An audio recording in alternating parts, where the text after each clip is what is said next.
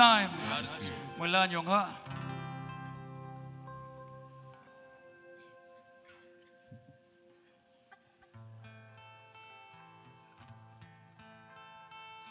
God is good all the time Kahwange nang Jin day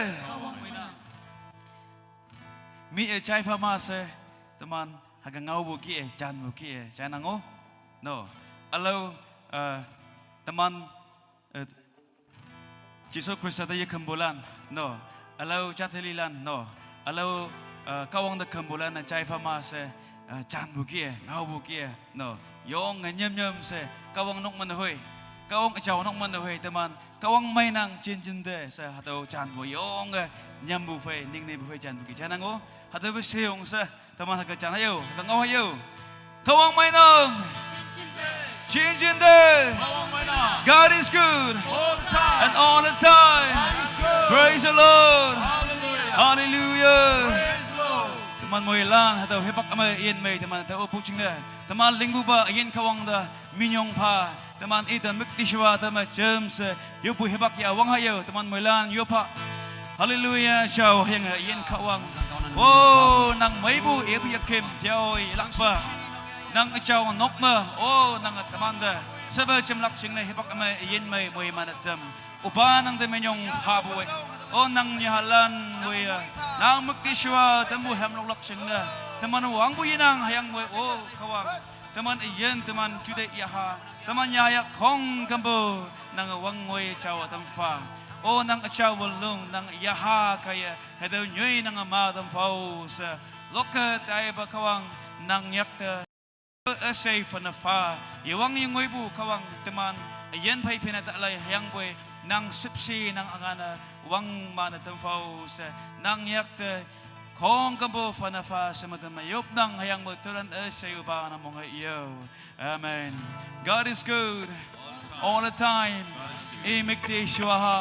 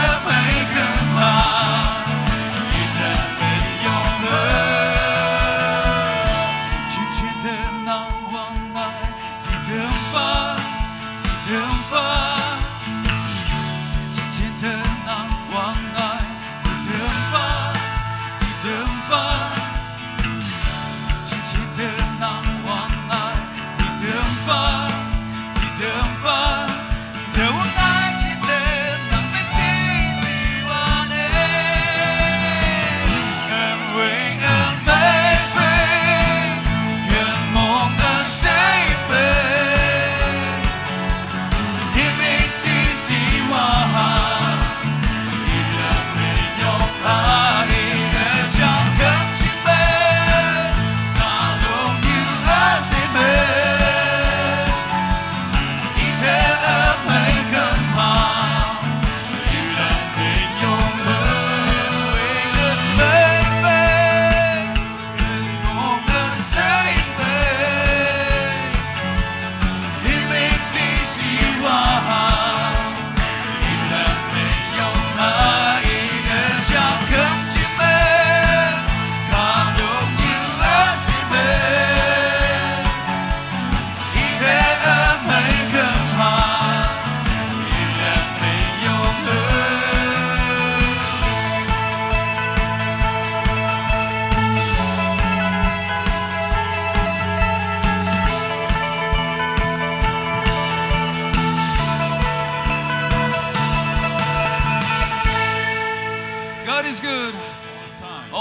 time.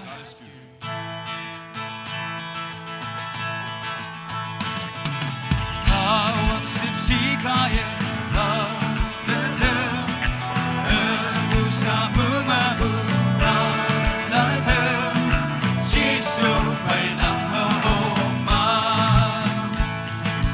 Jisu phải nắng hơ ma Jisu nắng hơi alo chi thơm ngọt để nắng với cô ơi quang thức chế mà ngồi man ngồi xem Jisu phải thầm bên lá bên Kawang sipsikaye na woye nusa bumabu na toloi me Jisu phải nắng hơ ma Jisu phải nắng hơ ma Jisu nắng hơi alo chi thơm ngọt để ngang với cô ơi quang thức chế mà đôi mắt ngồi xem với thơm kém lá kề Jisu phải thơm kém lá kề. One more time, we sing from the beginning.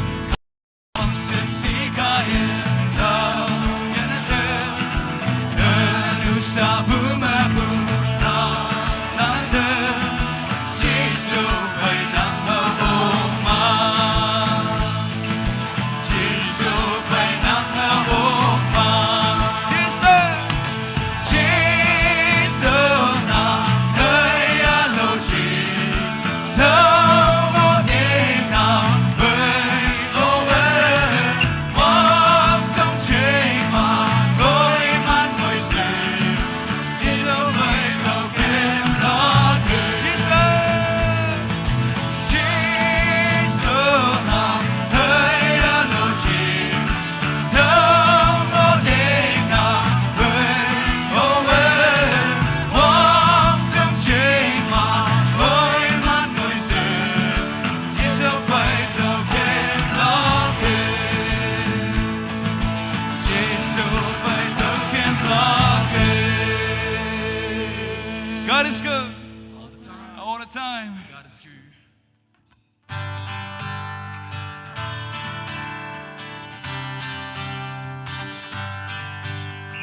Nang yakaya kawang doi ling tơ Nang yakaya kawang jing yuk tơ Nang chukaya ya ha jing yuk tơ Nang awang tam man doi man doi Open Open ta man kawang bin la pe Kalung yu wang tam ang ching yong yu mơ Nang ayan na ya tao ok la Kalung yu sam si la tang le Yeah, I think la pur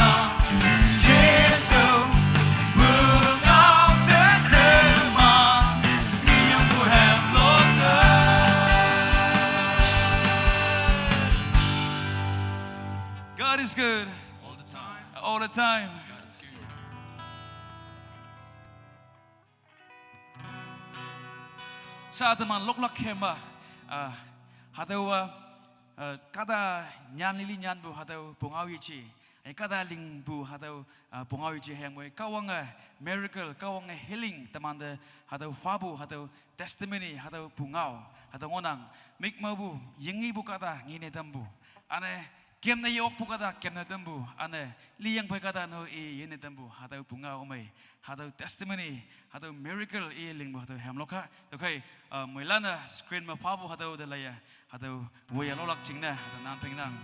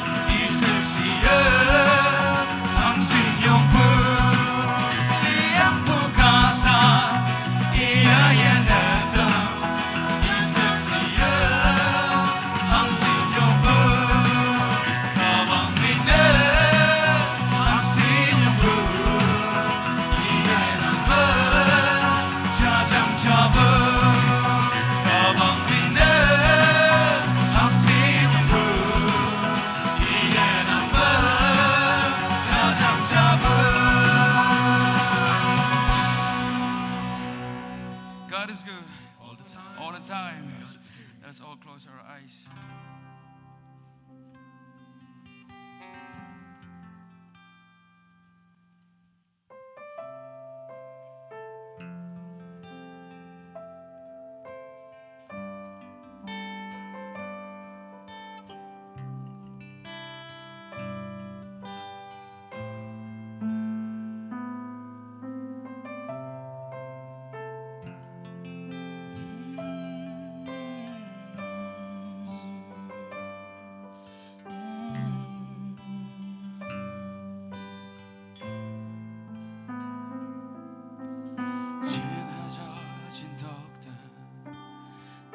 Sepchema Jesus men ye know na amakam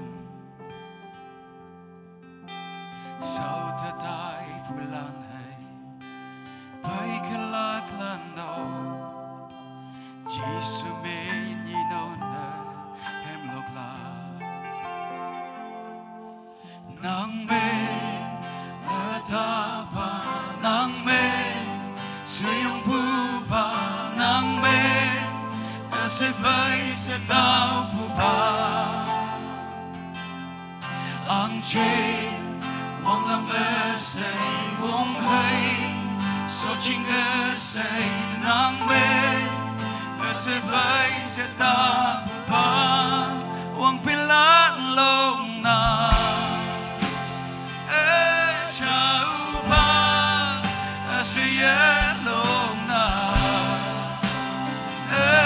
chao pa nang minyin nong na chao pa chin na chao pa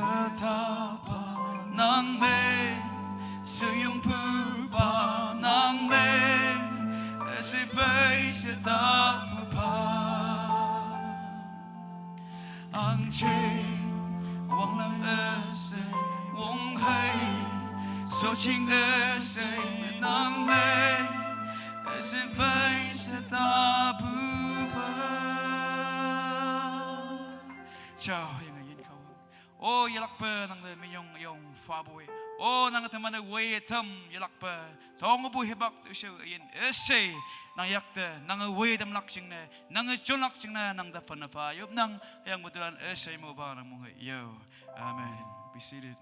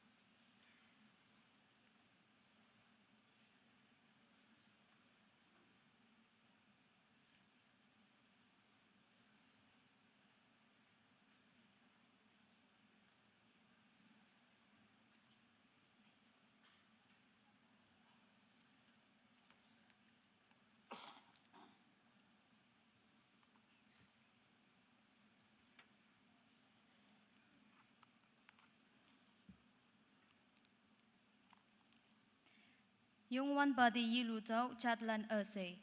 Ite yilu tau katalan ase.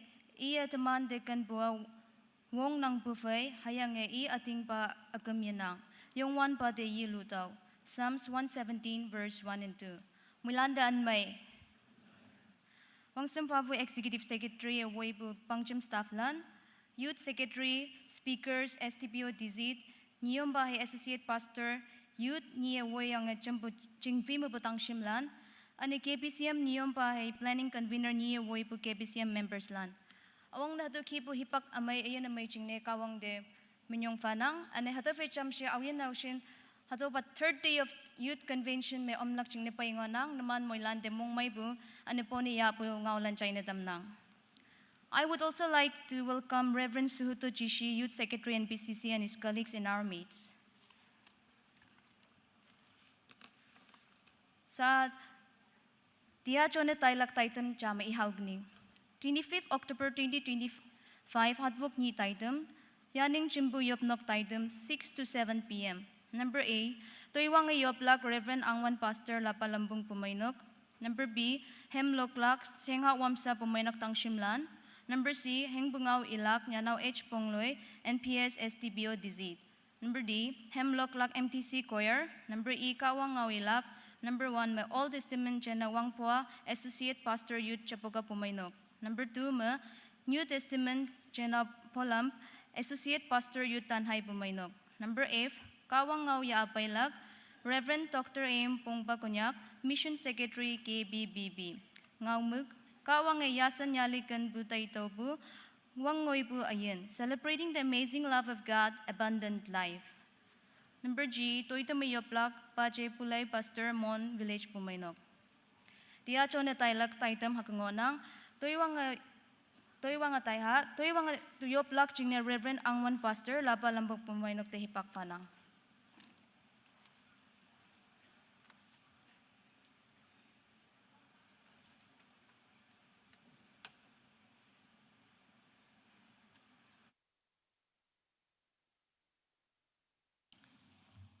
Yopnok Wangtang Achawa Ayen Kawang Yani Nyih Mongba Nanga Tuman Voye Paya Lim Shibuba Yaneng de Yose Voye Pay Tambu Kawang Nang de Menyongbu Fanang Lim Shibuba Yaneng Tumana Toba Taitam Akung Wanga Taineng Nanga Voipa Hayanga Taitam Oyen Katalana Juide Tambu Maitam Yalak Junesa Paying Onang Moy Lanpe Nang Umkay Hayanga Nanga Mongbu Pakia Taangawa Lokalene Tamba Chailak Junesa Paying Opalan Seya Moyman Ayong Tawyanga Lay Yilang Nanga Tuman Seda Watawaibu Ayong Opa Lenglak Junesa Ya Paybu Taitam Lan Jisumen me ayeng kawang yak ta fana fa tong buai. Taulan sema upa nang mongai yo. Amen.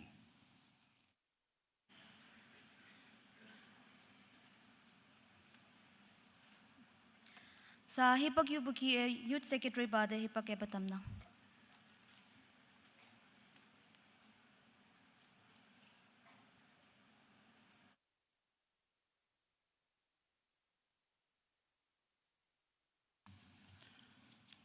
Tiabu tujong wi bunyu.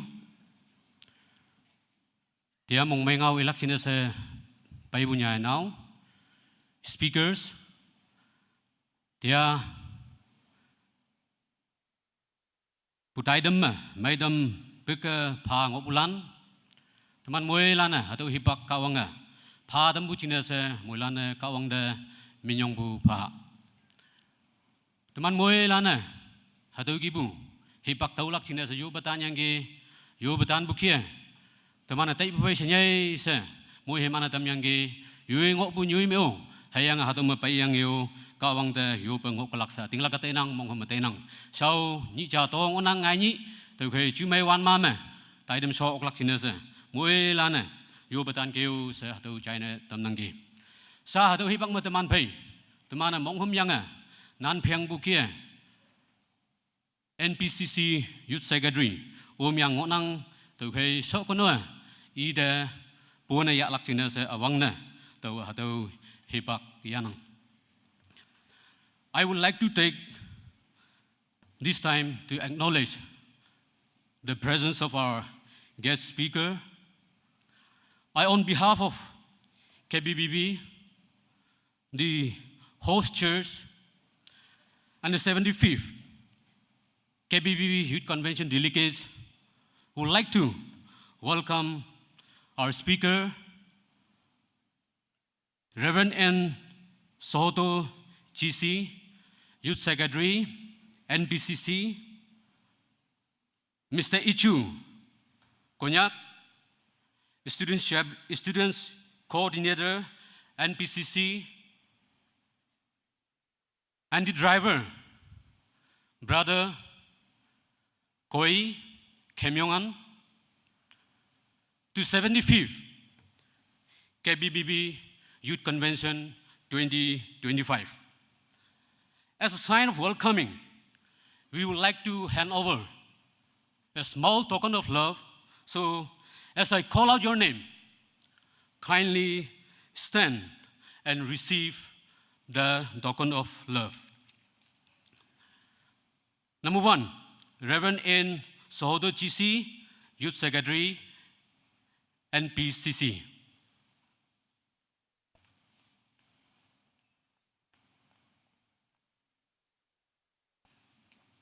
Iya teman pai NPCC Youth Secretary ngonang, iya ngani teman pai Kahwange ya pelak ngonang. Thank you, sir. Secondly, Mr. Ichu Konyak, Students Coordinator, NPCC. Iya teman pai Jakpang, Nyubu kata ngonang, Jakpang Bumeinok kata ngonang sa. Teman pai NPCC ma Students Coordinator na hatau kia ngonang. Thirdly, teman pai Mr. Koi Kemyongan, NPCC driver. Iya teman pai Kemyongan kata ngonang sa NPCC driver na ngonang. Once again, welcome to KBBB Youth Convention. Hope and pray that we all have a blessed time. Nyih teman pai monghum yang nan pheng bukia mong mai ngau elak China se teman pai nya nau H ponglui NPS STBU tezita nan pheng yang ge nan pheng bukia tia ya yang ngonang teman pai siong nyubu kata ngonang sa tezit ma STBU na hatu kia sau sa na ngonang tu khai nangu nang shot bu shot ching ma cha ma yong 75th KBBB Youth Convention kaya phabu hinghau ya lak China yo bato tong nang.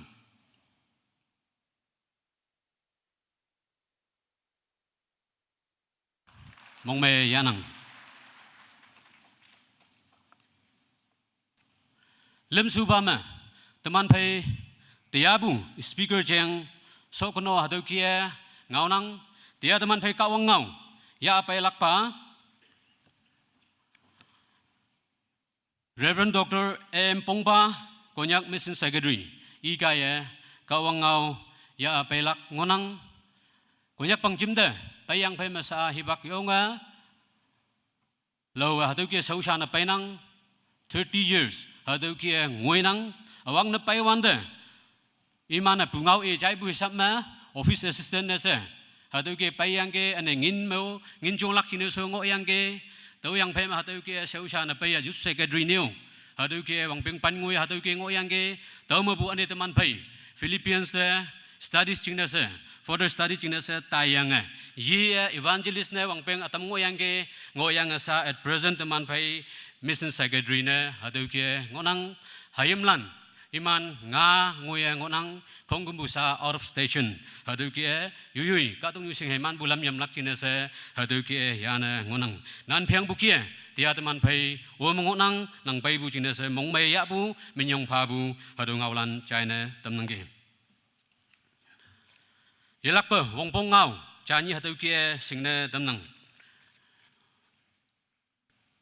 pai bu Bumeinok Nyom Balanda atau wong pong atau ke China temnang teman pai December 11 to 14 ma platinum jubilee ngonang hatau min ma kari menem lak China se Bumeinok kari ne chia yang numching mabu au hi kari ne chia hatau jubilee tau ke ngoi nang chao se hatau e lak China se sticker leng yang ngonang nem lak hatau leng yang ngonang tau kai hatau ya lak China se reception ma angbu atam ya yang ngonang atam manya bangonang tau kai manya bulana chingmai lam lenga reception counter de tayang hadau sticker ya lak chingna se yelak pa numan da yo bato china tamnangi siang hadau ya buya tani youth convention da kari hangsin pai ngoya pai hadau kari ma awang na tau nemsi hayang tong obu hadau ya ayang yoy Bumeinok de au hi de pa Bumeinok hang kana mano Bumeinok hadau ya ayang Bumeinok ka hadau ki na mano kayo sa hadau sticker jengma hadau ki China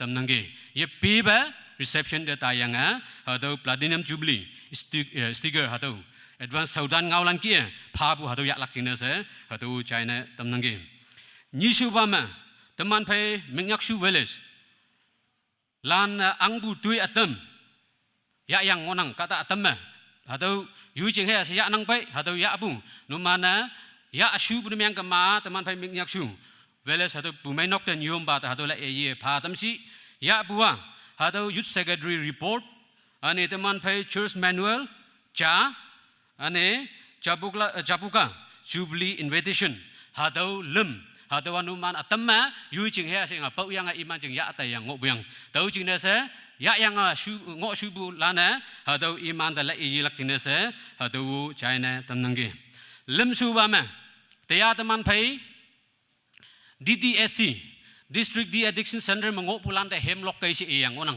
hipak pha buat teman pai tia bu chairperson kaya nam no yang hatau ki hipaka hatau ki phalak ne tau wan de lok lak iman tia hatau ki lok na tam bua iman yong mai lok lak aja yong mai ik lak aja hichi hayang boy Konyak Bangjüm youth ministry kaya youth department kaya nam no bu hatau district De-Addiction Center ma hadu ki katang onang jauh se iman sihau lak china se hayang hadu district De-Addiction Center china se yelak pa Yoppu mu om lak china se Yoppu mu cham lak china se phai ma iman hemlok lak jauh sa akhung da hadu China tamnang iman ngi bu phai cham se hayang yui kan de yang yo yelak pa DDSC china se Yoppu mu om kayo se hadu China tamnang ki Kahwange yelak pa teman muilanda muiman pa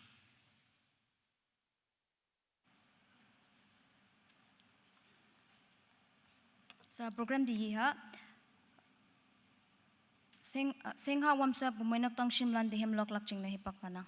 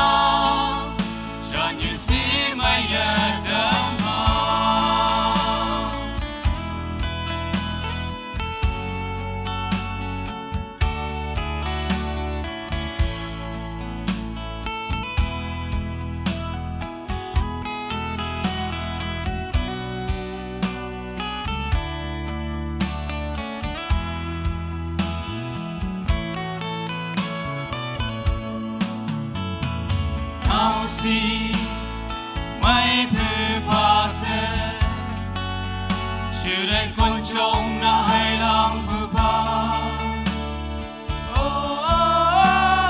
nào ya mấy thứ như sẽ ok sang ở quang hai ngồi vừa vơ đang xem trên lá nắng mê cơ đầy thơ cờ đông như sao như đời tai nó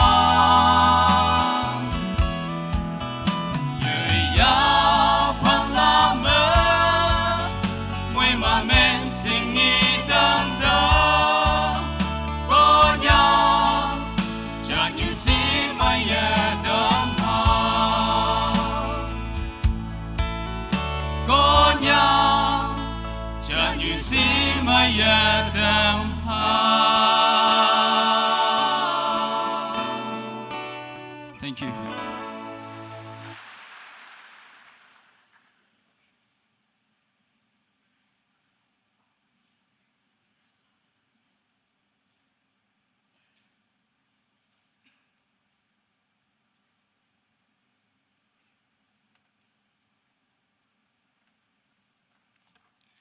Kahwange mikti siwa hem lok tampu singhat wamsat Bumeinok tangshimlan demong mayanang Kahwange ilak pemoy manshi.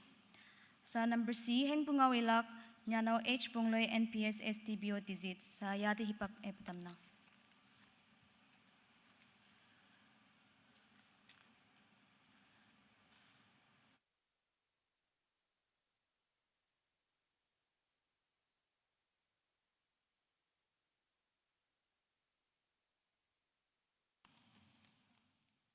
Moilanda an mai wong sumbabu tanit mabuja sebu bak Konyak Baptist Bumeinok Bangjüm Youth Convention toijong wi bulan tayama bu konyopa Executive Secretary KBB hayang Bangjüm staff lan Youth Secretary KBBB Convention panya bu KBCM pastor hayang Jümpu Konyak Jingyu Jingha pastors lan Associate Youth, Pastors Youth and Women, Jümpu Konyak, Tangshim Lan, Hayang Krista Katalan, Awang na tau,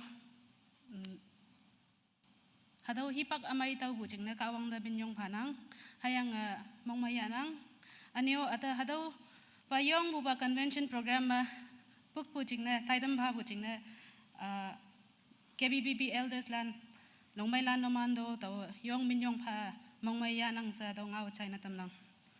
Ata introduce na miyang yang bu haboy jama paning ata pongloy sa minlang tao siyong kata hayang na tao KBBB Bangjüm jing aliak chana wong nang bu tao schooling konjong may ibu class 1 mapupan tangoy hayang hataw may maalaw da nyaw na tayo. Tao yo petonang tayama butang simlan hayang chenlalan tao hangi ilakay wongbong na miyang lak noman jing na hayang naman mong noong lak sa monghum tainang chai kay sa over taman 71st Youth Convention sa Laywan na Taiwan da hipak chamloy tayo kiye tainang hapoy taman Konyaka education ma taman krisaya bumo wang piang khojanoy man ngoy tamana jamnoy tokpay mongonang haboy tokpay mongo buja sa mong yeswilak mong silak na ache tawkay ma tangshim lan jing na tawa few points taya share na meng kaning awang na taman ngaw kama unemployment yang ikaning unemployment na biggest issue ngonang bus tangshim lan jing na hangjing ne ma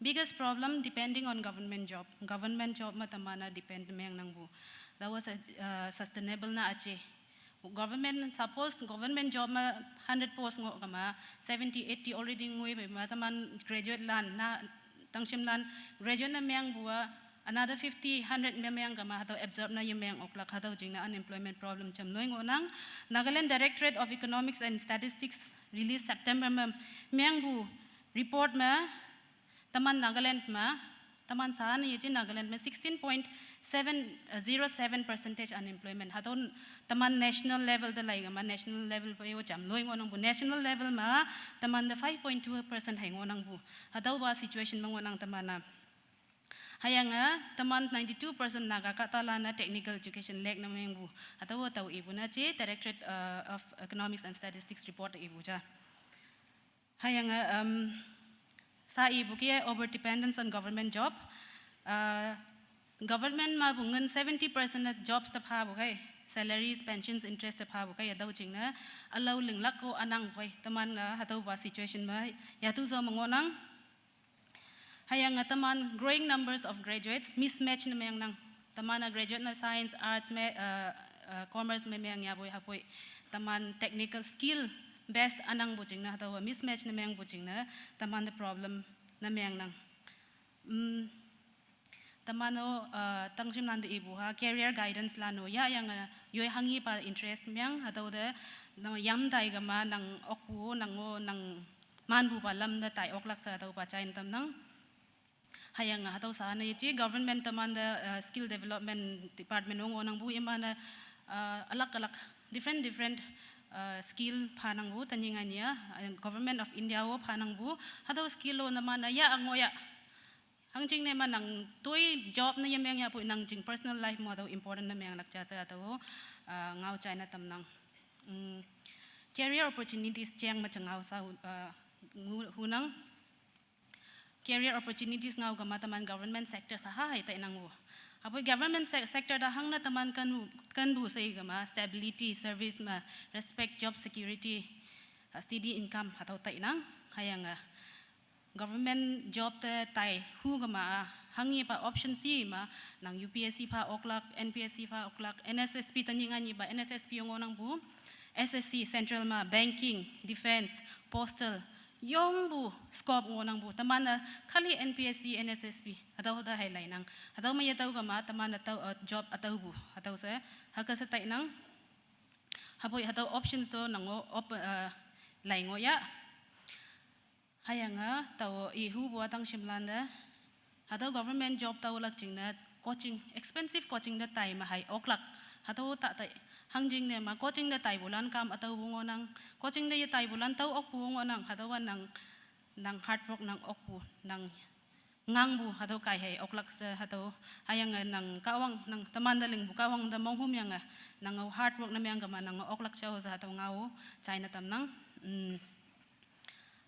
discipline mo ngoya hayang read smart hangi pa lai exam hatau pailak cha hatau saha ta hatau gama nang jing knowledge hatau sahana mayang lak alaw elak bongbong tamana alaw knowledge ngo lak bongbong hangjing ne ma tanyingani exam competition cham noi ngonang ngoi bua nang bu sahangoi lak na chi ka tong wangi phang ma hangi ngo elak kai taman asing hatau wanda nang nyan ok lak jingna nang alaw ngo ka ma nang idea chatau lak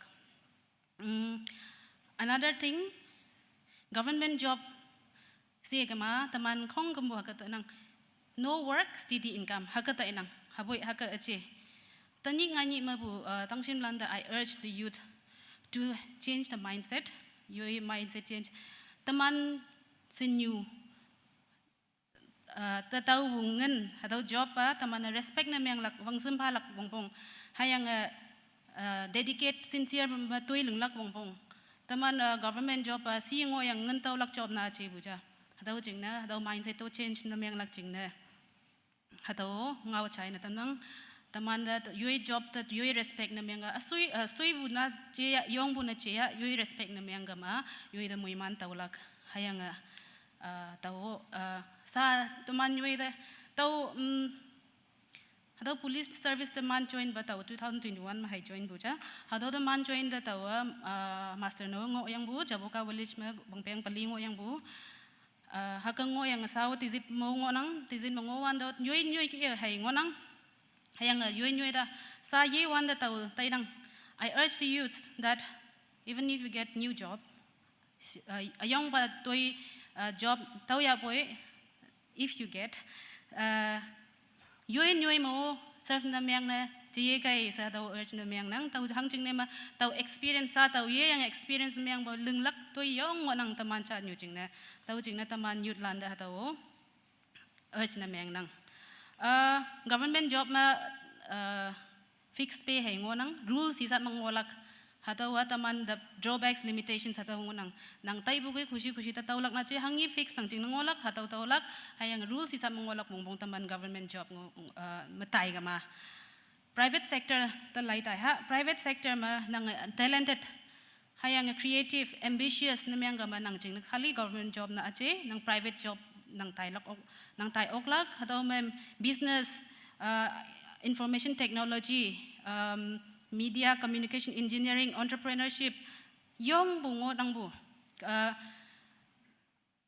If you are ambitious, if you are innovative, hayang nang maskil ngo kama, nang hatulam da tay oklak, kadong nima sa hak buka talan na business ling buka talan, taman hayang nang grow na miyang na oklak, hataw jing na ibuki skill based jing na skill training o yaya.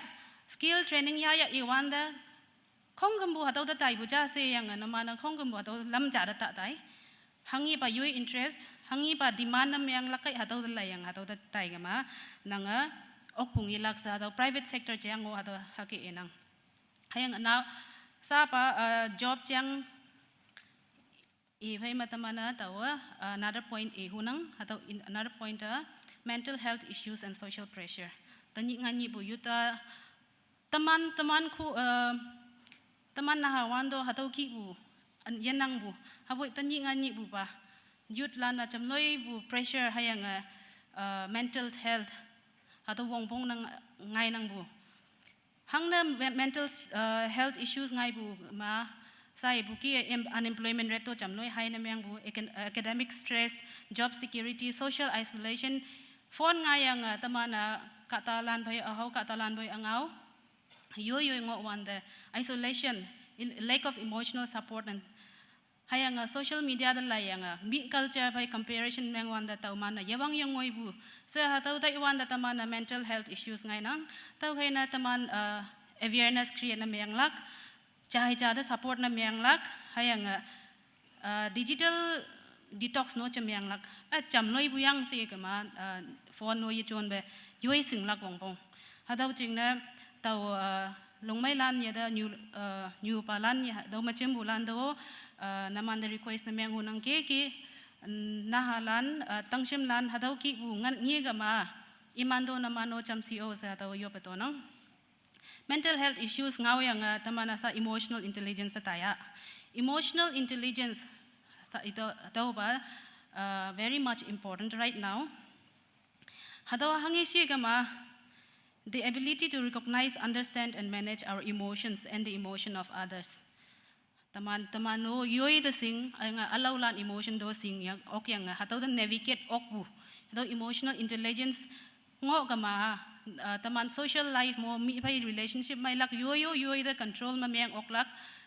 Hataw to understand and to learn and to have the skill Yutlanda hataw China tam nang hataw hangi ngama self awareness, self regulation, empathy kata do yayang sapsi bungolak social skills hataw emotional intelligence ngo kama taman social skill o samay ngolak hayang motivation taw jingna tangsim landa hataw important point cha ngo bujingna ngau tam nang now digital addiction and social media tanyinganya tangsim lan sana yechi Nyih palano phone sahama ambukan ngoya boy se ma anuk pong ma phone da lai ngo nang tau digital addiction cham loi ngo nang bu tau ngo ma excessive screen time social media addiction continuously reel da lai attention span no cham loi so ngo nang tamana to hado hangi si ma taman time waste no cham loi meng nang ayang tamano mai tangsim lan especially phone ma game gon yang yesiba timing ma yelo ba hakang ngo nang hataw chingne taman aware na meng la khayang digital well-being education no taw la kongpong yoi phone ma app ma tracking na meng la hatau anggama mailak hayang mindful digital mindful content consumption hatau nama nasing ma mailak sa hatau ngau chain tamnang sa social media digital ngau yang social media and cybercrime chang changawa yong important topic chana ngonang hatau cybercrime tanying ani phone chon bu taman chon bu taman kada nam amyang ling na chon bu achi hapoi atam chang ngonang ki amyang ling nakata mahanga ku le yalak kada hang ki amyang ling lak hatau bu ka talon lanong lang especially for young teenagers hayang taman de data theft taman phone mabu taman hangi ang lakai hatau ya tai bu imana hayang online fraud ngun new bu hayang taman bank account mabu ya tai bu WhatsApp hack na myang bu cyberbullying cha da online ma ngau myang sa ngau bu no ngau mai ngau ba hayang online grooming ma yang na halanda ngau mai yang iman da grooming na myang bu hatau ki bu amyang social media mangonang hatau jingna tamana we should be aware khushi da kata chon ngai bu jingna ta chon awareness tau ga ma mai lak sa hatau China tamnang hayang social media chon wan da tamana social etiquette wanglam hatau singlak wangpong nangda group ma cha tau bu jingna hatau forward na myang nang mutaman kata myang amay yatai ba second thought anang ba taman forward na myang bu nang yesing ba nang crime commit na myang lak tau khai ma khushi da hangi tau hatau forward na ta myang nang ni sa lem sa ta yang forward na myang ya hayang nang content creation myang wanda nang jing original ya kata jing ya yang lingbu hatau ma legal trouble ngai lak hatau jing ne tanying ani mabu content creators lando hatau ngau China tamnang allow lan intellectual property rights singya yo intellectual property rights singya ITX singya khushi da leng yang khushi da online ma post na ta myang hangjing ne nang hatau ma phasi na myang lak hayang social media ma yo jing full details share na ta myang pin patterns angya khongkamuda iboya da ngawa hayang unknown apps mi son buja group ma son buja kata son buja sing bu kata cha se yang unknown apps and applications download na ta myang nang phone hack na myang cha and auba namanda hak problem face na sang myang lakai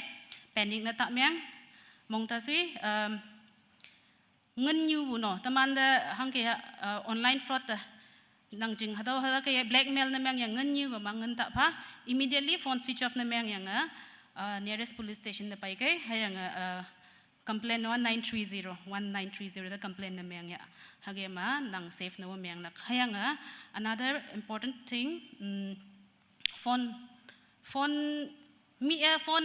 chip ma yau da mai bu sa ta sak ta hangjing ne ma da ku bu phone no myang lak ado ku bu tanying ani missing phone stolen phone khong kum taman track na myang ok nang hayang au ba hado phone on na myang lakai tamana au ban low sim hado ma chon lakai tamana sing ok lak hayang hado kata lan da tamana track na myang nang hado jing na kanting ya phone loss na myang bu phone mi jing loss na myang bu tau ya boi ye do hayang mi ma bu ngen komti ta pha bu ja se hado ta sak taman youth lan bai sa ji substance abuse jamloi ngo nang tau hado ye da ye wan da jamloi ngi nang nau se nau ya lan tawai ha bu hel to myang yang ngi yang mong myang tai nang hanga hado ki bu hanga start na myang bu ma yo waya entertainment na waya stress relief na waya family problem ma waya frustrations ma hata haka ha ngonang hata result hangi amaya result amaya ang yangai poor health financial liability yo ngen atau ok bu jing na noksa do problem phanang society do problem phanang hayanga toi myang leng nang crime commit na myang nang hato ma bu vicious circle continuously ngoyang nang life pa meaning anang bu life cha nang ngai nang ge hato jing na tang sim lan de i hu bua hato ki da don't get into it and then stay away from it. Hobbies ngoya, surround yourself with friends. Hatau ki bu ya ha bu friends lan bai. Help tau ya communicate and talk to your elders na. ซาเราบัดท็อปิกตะจามตายฮะฮัตว่า migration issues ตมันคนยากะมีน้อยมาตัวเล็งนะหายังคาลีตมันนากะกะต้องมาอาเจอินเดียกะต้องมาตมันคนยากะตัวเล็งนะจำน้อยตายงอนังผู้หังจึงเนี่ยมาตมันมายังยังงอยผู้จึงนะตมันนะฮัตตัวเล็งนะตายงอนังเกหลายนะตายบุลานงอนังฮะป่วยตัวเล็งนะ especially ตัวเล็งนะตายบุลาน educated ลานะ proper channel โมตายนังฮะป่วย uneducated ลันจริงมาบูนาวเซนาวยันจำน้อยตายงอนังอิมานะตายบัว economic opportunitiesนกซาดจำเนี่ยย้อยเงินนะเมียงนะฮักกะตายงอนังฮะป่วยฮักกะตายวันเดย้อยนะเมียงลักไม่ลักฮัตเอาเยสิงบัตายนังตะมันกะตาลานะฮาวันเด exploitation discrimination trafficking โม end up นะเมียงนังฮัตถึง especially minor children จามาตาวดิมาพูมาtraining วันเดตมันคนยักนาฮาลันสกุลนาฮาลันเทรนมาไต่ลักษณ์เทรนเรลเวย์พุลิสลันอิมันเดกับยังอังบุจินตมันยายังwomen police ลันอิมันเดตองน่าจะ15 years या 14 years มาอีมินมาไต่บุโนอาจีมีมินมาอย่าดอกกะตายไต่บุจิงอีไต่ลักไก่สักไต่ลับไต่บุลันไต่ลักลันเดอิมันเดตองน้ำมันอัมบุกันไต่ในบุซีโยโย่อสิงอิมันนะลายบุกะตาโนอาจีฮักอิมันไต่กันมาอัมบุกันมาอิมันนะ missing นะเมียง lost นะเมียงยัง traffic นะเมียงฮะบุฮัตเอาคิดประจำน้อยงอนังเกตมันฮัตเอาจริงนะตมันนะฮะลานโอตมันจริงลานโอฮัตเอาthe control นะเมียงเมียงลักจริงนะตายบุญย้อยสิ่งลักจริงเนี่ยอิมันอัมบุกันมาตัวลิงนะตายไว้ฮัตเอาสิ่งลักจริงนะตมันฮัตเอาเงาตำนังให้ยังมอน police ตมันนะแอปจางไงแต่ตำงอนังฮัตเอามอน migration trail in collaboration with the community ตมันสาหนะจีตมัน community กิสไพ่ตมันฮัตเอางอนังฮัตเอามันเอายันนาวเซนาวยาอารมณ์ยุยตายละไก่ฮัตเอาแอปมาจริง students union ดาวตมันพาดบู village council ดาวพาดบูฮัตเอามายุย form fill นะเมียงยังยุยอัมบุกันเดตายยุยเดมกตัวลึงบุญยุยอิมันจึงมาเล็ก phone number ให้ยังอัมบุกันมงอฮัตเอาพากันมาเอาพออิมันเด problem ไงละไก่แต่มัน immediately อิมันเด help นะเมียงออกหลักอิมัน safety จริงนะให้ยังฮัตเอาสาหนะยจีอิมันอุตมันเด directly contact นะเมียงออกหลักจริงนะฮาวัน the time spend important เมียงนังบุฮัตเอามันนี่ไต่กันมาแต่มันจำออกหาบุยจำออก situation เอาไงนังเกฮัตเอาจริงนะ immediately แต่มันอิมันเด help ออกหลักจริงนะให้ยังlocal police อารมณ์ยุยมือบุ local police ตัวแต่มันไต่อับนะเมียงยังจำจะตัวอิมัน safety จริงนะเรื่องลักฮัตเอาแอปผู้จางว่านังเกฮัตเอาจริงนะเอายันนาวซีนาวยาลันอารมณ์ยุยตัวลิงนะหลายนะไต่ลักไอ้ฮัตเอาแอปโอสิ่งยะเสียฮัตเอาเงาใจนังnext disappearing local languages and cultural knowledge ตัวคนยังเงาว่า fluently ยังเงาออกจินนี่ใช่เงาเวแต่ยาวให้ยังหาตัวคนยังเงามันยันไปบุญอาชีพใจว่าตัวอังกฤษมันยันบุจ้ะฮะบุยตะมันงังหะตะมันเงามีเงาหน่อยตะมันจ้าสิงมีวังละโมตะมันจ้าสิงมาย้อย culture ย้อย language ตะมัน preserve นะเมียงฮะให้ยังมีมาบุสมัยบุบายายังสมัยบุบาตายาฮะmindlessly มีระกอบปีนตะเมียงฮะตะมันนะตะมันจริงย้อย identity ตัวอังหาโอเซยุดลันดังเอาใจนะตำนังฮัตเอายุด convention มาตั้งชิมลานยักษ์ตัวให้ยังย้อย various talents ฮัตเอา display นะเมียงงี้วันเดยองมายานังสักคนนะเมียงกูจะนะสักคนจังเอากันเอง empowering women ตะมันเราคิดแต่มันคนยักษ์ก็ไปยังกี้สกัวไหลนาตานาลงสิไปยังกี้อันนี้นกซามาวงพงเงาวันโดสกัวเงาตะเงาจูตาเอฟสิบูเงาไปยังกี้ฮับบุยฮิปักไปตะมันใจไหลนังใจไหลบุงี้ยังเอามองมายานังให้ยังฮัสินบูมาReverend โมสกัวจ่า Reverend ทรังมองไงบูเสียใจบุดันเดยองมองมายานังฮัตโอกี้สกัวลานโอจำไม่ละมาจำไงลักษณะมงคลไตนังมีสกุลานะ Reverend เนี่ย IS IPS IFS หังยิมมาตมันอิมันออกเต้ากี้ตมันสกุลานะออกหาจะดูเงาใจน้ำไงใจตำนังให้ยังใจนาวลันยุยนกโมยุยรุนยายุยนาวลันเดอิมันดูนกซาตุยสาวโมจำไง discrimination ยังไม่ยังกมาฮัตเอาจำบุมัน ตะมันสกุลนายเมียงลักเยจีนาตานายเมียงลักจินเยจีฮับปุยตะมันจ่าได้จำบัวมาตะมันนกสามว่าสมัยบุบานังไงลัก compassionate ยายังสับชิงโง่บุนกสาจานาเมียงลักขัดเอาจริงเนี่ยจ่าได้จำลักขัดเอาไต่เต้าก็ยาวซาเต้าเงาใจตำนัง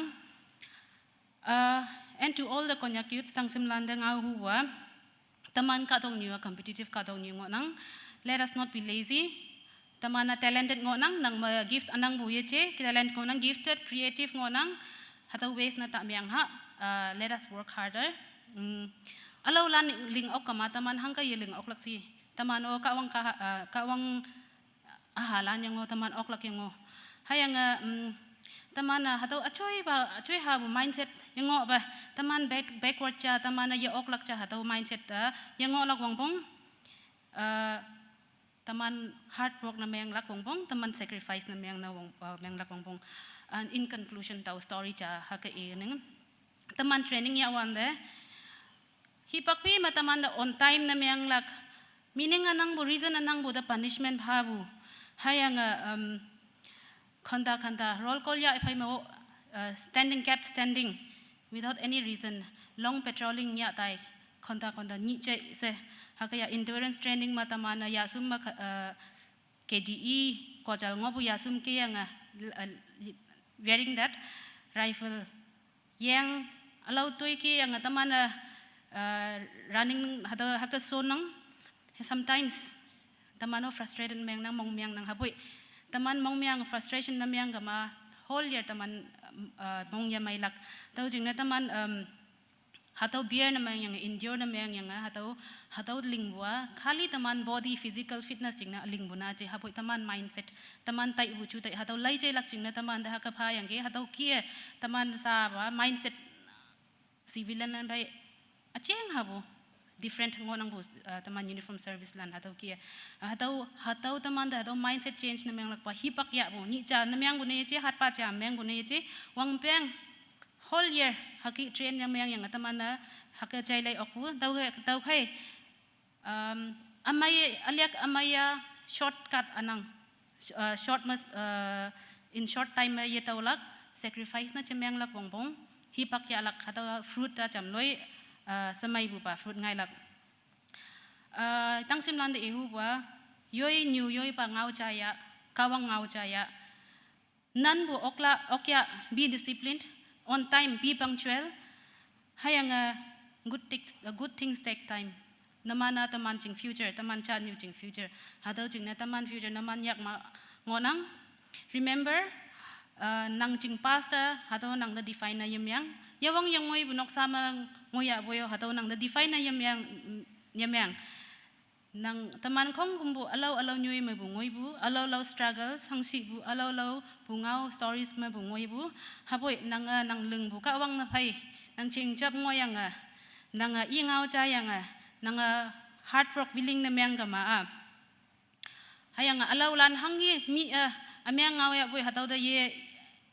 if you don't listen to that nanga ok pungilak like in the Philippines apong pali aliang panmalim awataw huwang nang na tamnang imataw aseling bu oklak hataw taman da kawang ngaw nang taw kayma taman na ok pungilak ching na hong Künpu taman tang chinlan da hataw ngaw China tamnang hayanga let us also remember taman tayama bu Ükeangnyu kawang Yashanyali kan bu hataw Teihtowpu ha sa hataw ngaw China tamnang pusoy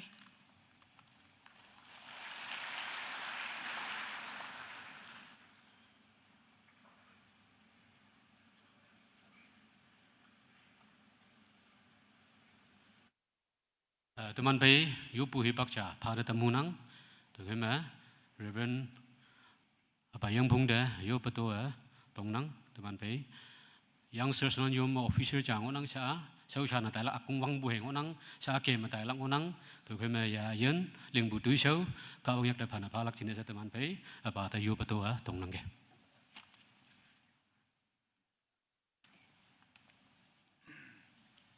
teman moilan men ma yupui pakya kana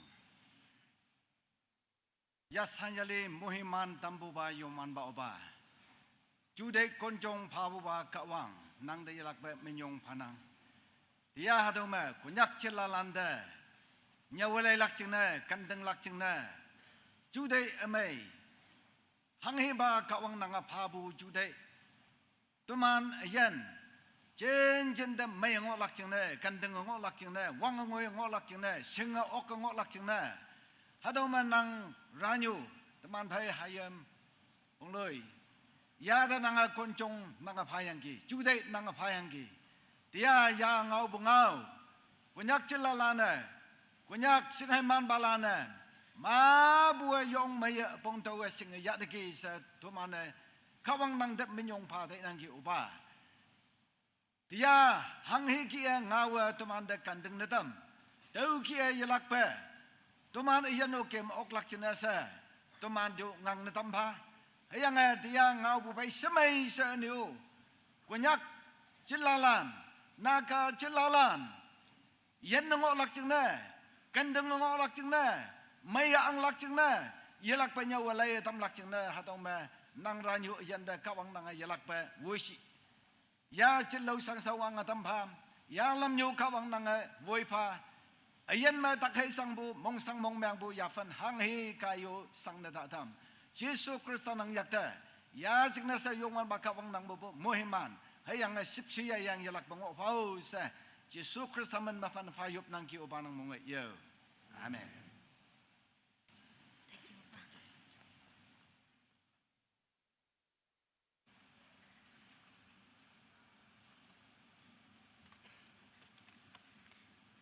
Taitam de mong hama fabuki nangau kaya tangshim lan de hinga tambu jingnem minyong fanang Kahwange nangayen de lakpay moy mansi.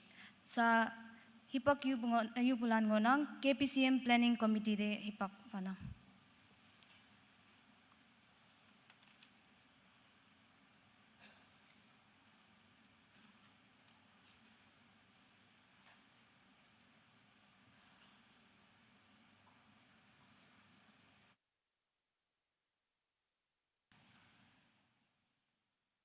Taitam hitung wa yapwe hipak patam bujungna dujong nam nongulanda mong may denang minyong bu panang.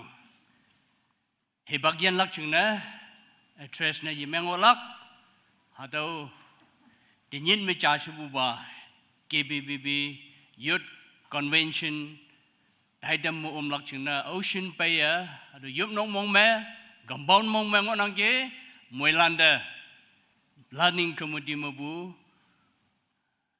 Salam ngaulan padam nang ane numan muilan punayanang. Planning committee men me Bumeinok men me tui show jaling lak chuna tai bungonang hataw show me wong pong cha I hataw gie sing na dam nang awang na ngai ni bu devotional service de Montown mga bu KBCM members lan ane Jümching mo bu delegates lan muilan pailak Mamadama nức may yaba nhớ yetaw lak haya sa awutabay mong lawa timing ma bay lak ching na tay gay hebak a Taitam 10 ngay na puwa 10 sungwa nang 10 ma wanglak yes ngay na pu moyman Yopnok Taitam ma panbaji mo wanglak to kay hebak kak shuwa bay lak moylan anu không gumbu shot ok lak ching na Nyih tu medang wanang jasa atau sing nedam nang. Isu buwa ma Yopnok sepai Jümpu, Yopa Künpu, teman show yang yan wanda. Yopa show manyan bah, Yopu man show bah. Ngai taibu atau si Yopa mai wanang tu kema atau teman wanglam amai chun lak jing na atau akung ta sing nedam nang. Aniu sing nedam buca atau Yopnok yan yang pai ma. Youth pastor lan Jümching mo bu pebu anu youth president lan atau lan chama Yopnok yang phema muilan tan ngo kaise yo Teihtowpu ngau KBCM youth department kaya phabu atau China tam nangki youth convention KBCM host menglak jingna ngaulan teman sanpong pebu atau jingna teman planning committee set up na meng yang ke hayang teman atau convention jungna semen lempe Taisyang ngawa Taiwan dah KBCM dah paibu teman jengyu jengha mabu tang semlan dah teman alam caba lengbu mailak yang setai yang planning men me anu KBCM men me heng hau achang chang habu chapong phalak ching ne timwa nang anyo ching mo bu pai bu society lan de sha yi che yang boy Konyak Bangjüm deu alam chanoi pha kama taman muhiman na meng lak sate bu ching na heng hau achang chang habu tim yang wa nang youth department me youth pastor lan noman pai ngoklak anyo affiliate na man meng bu youth society lan ma nang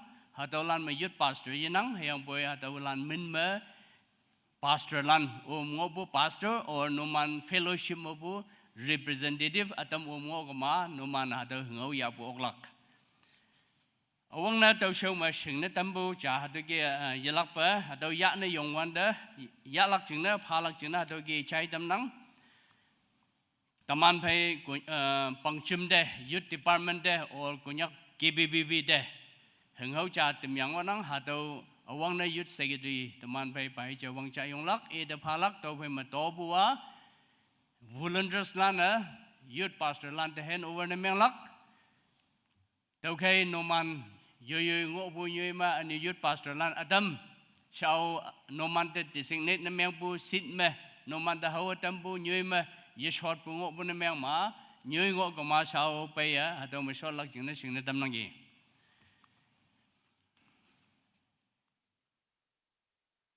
teman bay awang na Konyak Bangjüm da phalak jing na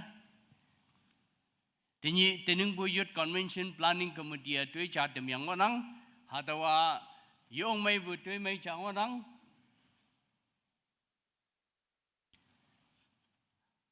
hatau tui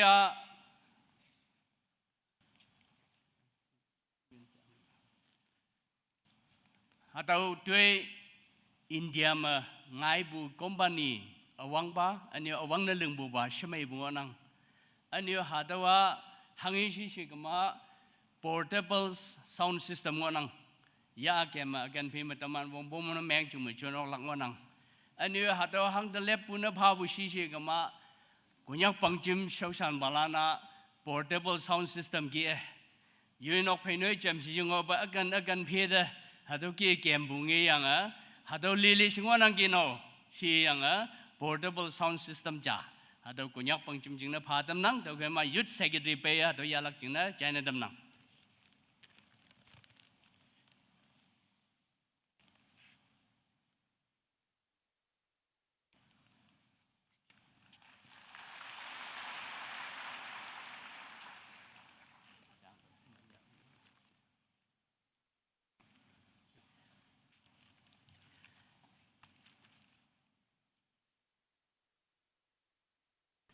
anyo Nyih bu ba ma society lan ching ma bu society lan da phalak jing na tamana awang ba planning meeting ma siang bua hange pha siang taman siang bua kari jabong sak pha se siang bu kari jabong sak phalak jing ne siang bu hayang bu te ele wan da kari sak pha bua do sang siang se te yang anyo alo hange ngonang gi si te yang jam lay dai wan da teman muilan da wongpong na meng bu hadaw wall clock muilan da phalak ching na sa temo nang hadaw wall clock mayang bu tamo yichi hayang boy hadaw wall clock taman da phabu timing timekeeper hadaw time tamana ngin pheu yi sa oklak anyo taman tik ga yoklak tau khai ma Konyak chinlalan times value of times importance of times hadawa yong wongpong hadaw singlak wongpong hadaw chunlak wongpong sete yang hadaw wall clock jabong pha se siang bunganang lam yemai buda yilak hai hadaw clock ya yiwanda yong mai kandinga handle na meng yang youth pastor lan no man short pu nyoy ma yak mo bu yalan ba chon yang chingwe yao sa hadaw edam nang gi tawa hadaw registrate na meng wan da pha bu society registrate na meng bu serial number kia ilak yang hadau tahu wanda bu society youth pastor nangok bunyi miyong lak asralan naman datau ngui dam lak hadau ma youth pastor yenang bu fellowship lan hangsin riches ni mengya pai muilan de pek ap halak tau kai ma youth pastor yenang bulanda hami ibu kia noman pastor ngo kama anu ani representative noman fellowship mo bu pai bungo kama hadau ya bu ok laksa singna dam nang capai menjasa tahu haki dalak ibu ya bulan short cancel lak number 1 ma changlang shu youth pastor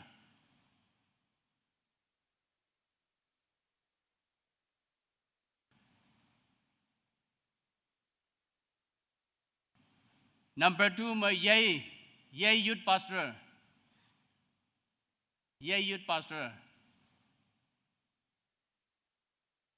next ma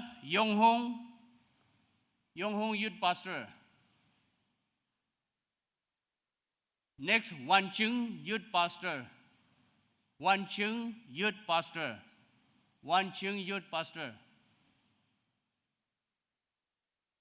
Next ma Pesho youth associate pastor.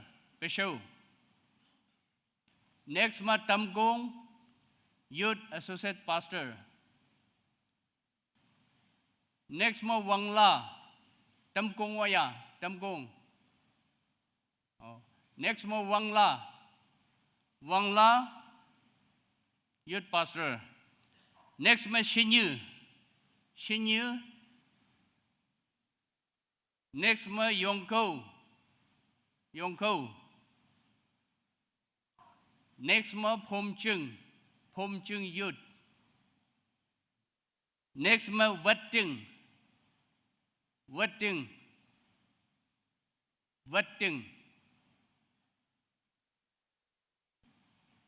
Next ma Woichong fellowship youth Woichong.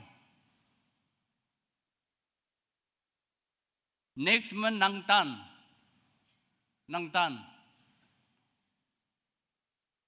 Next ma Siong. Next ma Ukalambong.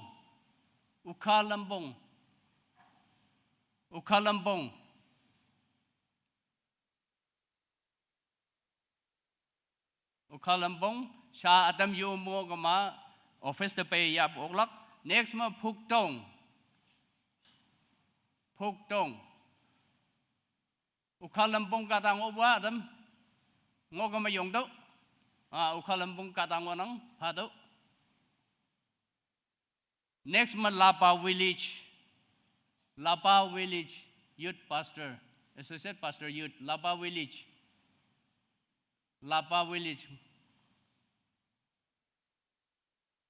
Next ma desert village.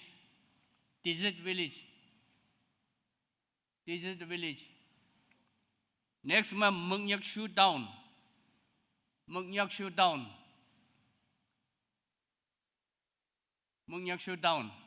Next ma S Wamsha, Shanghai Wamsha. Next ma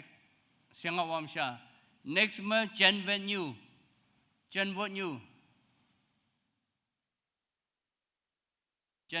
Next ma Nam Thai associate pastor youth. Ngoya Nam Thai yenang Longpo associate pastor youth Longpo. Next ma Ti Chingko, Totok Chingko. Next ma Yoching.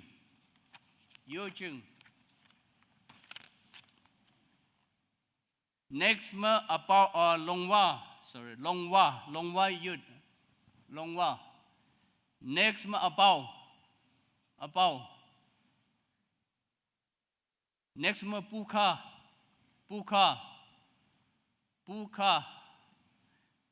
Next ma Longkai. Next ma Apau Changli.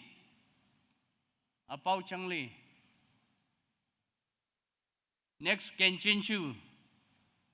Kenchinshu. Next, Chentown. Chentown. Next, Totokchungnu. Tichungnu. Tichungnu. Yes, front line mo. Next, Longshan Town. Longshan Town. Next, Wangshu. Wangshu. Wangshu. Next, Pongkong. Pongkong. Next, Chauha Chungnu. Si Chungnu. Chauha Chungnu. Next, Tanhai. Tanhai. Tanhai, hay có mua không? Backside. Tanhai. Next, Chenmo. Chenmo. Chenmo. Next, Wakchung Chungla. Wakchung Chungla. Wakchung Chungla. Wakchung Chungla. Longchang Town. Longchang Town. Next, Yakho. Zakho. Zakho. Next, Shua Changli. Shua Changli. Next, Jungpui. Jungpui. Next, Chen Lui Shu. Chen Lui Shu. Chen Lui Shu. Next, Changlang. Changlang. Next, El Shengha. Lampong Shengha. Next, Sangsha. Sangsha. Sangsha. Sangsha. Next, Tangnyu. Tangnyu. Next, Joknyu. Joknyu. Joknyu. Next, S Mukok. Shengha Mukok. Next, Jakpang. Jakpang. Next, Ngangchung. Ngangchung. Ngangchung. Ngangchung. Mapung Town. Next, Mapung Town. Wakchung Town. Wakchung Town. Wakchung Town. Next, Mohong. Mohong. Next, Chapoka. Chapoka. Next, Shako. Shako. Next, Longzang. Longzang. Next, Luako. Luako. Next, Luako. Next, Yakshu. Yakshu. Next, Lengnu. Lengnu. Next, Tamkuong. Tamkuong. Tamkuong. Next is Jungyu. Shanghai Jungyu. S Jungyu. Next, Ngangtung. Ngangtung. Ngangtung. Next, Langmeng. Langmeng.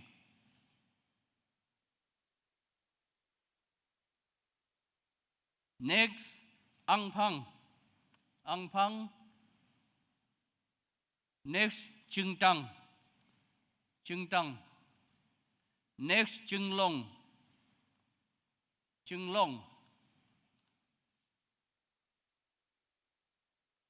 Next is Tangtin. Shanghai Tangtin. Next, Shanghai Tangtin. Next, Chi. Chi. Chi. Next, Uka. Uka. Ukha.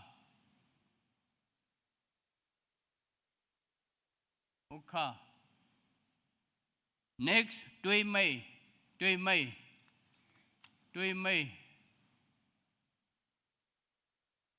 Tui Mei. Hay không muốn ông của? Hay không muốn ông của? Win phá độ. Atau win cái. Volunteers. Tui Mei. Yeah, Tui Mei. Next, Wakchung Village. Wakchung Village. Next. Wakchung Village. Next, Pumei. Pumei.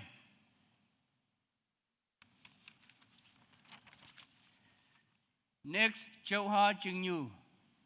Châu Ha Trừng Nhu. Châu Ha Trừng Nhu. Châu Ha Trừng Nhu. Next, Hong Shai. Hong Shai. Next, Mon Village. Mon Village. Min Chang Li.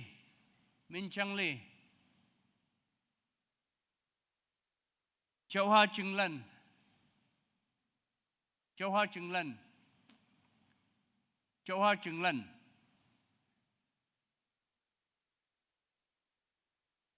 Hong Pui. Hong Pui. Next, Nay Tông. Nay Tông. Next, Ang Chang Yang. Ang Chang Yang. Ang Chang Yang. Next, Nok Zang. Nok Zang. Nok Zang. Tóc phải về. Next, Trừng Cao Trừng Pong. Trừng Cao Trừng Pong. Trừng Cao Trừng Pong vậy hả? Trừng Cao Trừng Pong. Yeah. Đâu mà. Trừng Cao Trừng Pong. Next là Nyasha. Nyasha. Next là Giang Kham Tinh Nhu. Giang Kham Tinh Nhu. Next là Ô Trừng. Ô Trừng. Ô Trừng. Next, All Chapoka. Chapoka Trừng Lăng. Next, Long Tưng. Long Tưng. Next, Loa Quân. Loa Quân. Next, Wang Ti. Wang Ti. Next, Tam Lo. Tam Lo. Next, Công Ân. Công Ân. Next, Chumu. Chumu. Chumu. Chumu. Next, Giang Kham Tinh Sha. Giang Kham Tinh Sha. Next, Ji Gu Jing. Ji Gu Jing. Ji Gu Jing. Ji Gu Jing.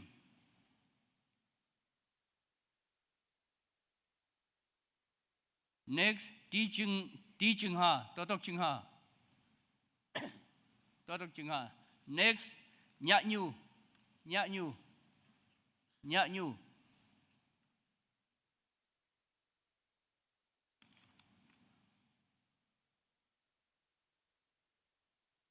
Next, Kohima. Kohima. Kohima tôi không muốn không?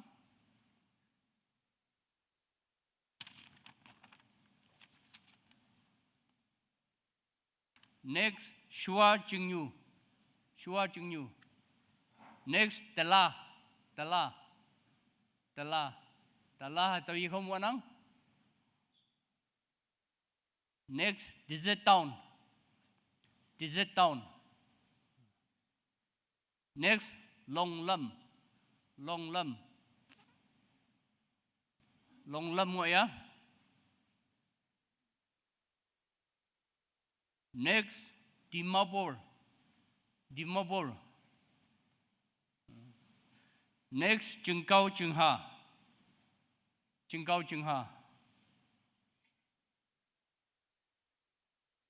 Longchang village.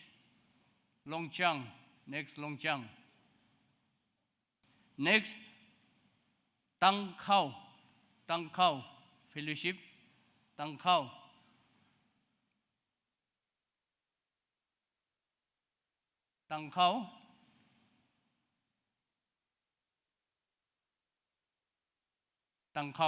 Ngồi à. Next, Liang Ha. Next, Teihtowpu village. Next, Changnyu.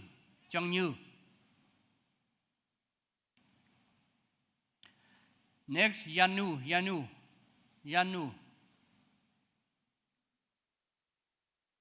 Next, Mengyakshu village.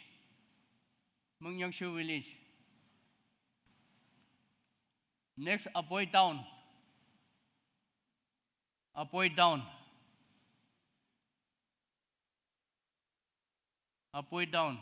Next, Shangyu.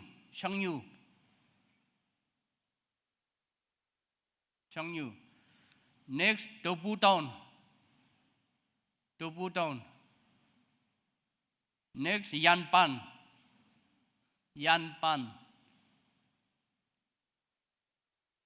Next, Nakinimura. Next, Mission Center Youth. You go one Mission Center. You go one. Yeah. Next, Mokokchung. Yes. Next, Nokyan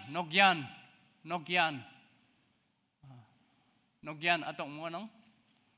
Next, Lapa Lampong. Next, Upper Tiro. Next, Lower Tiro. Next, KBCM.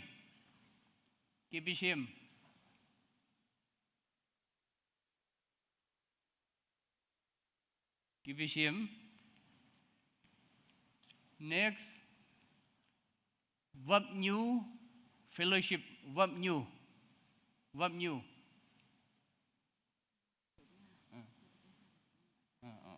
Yeah. Wapnyu.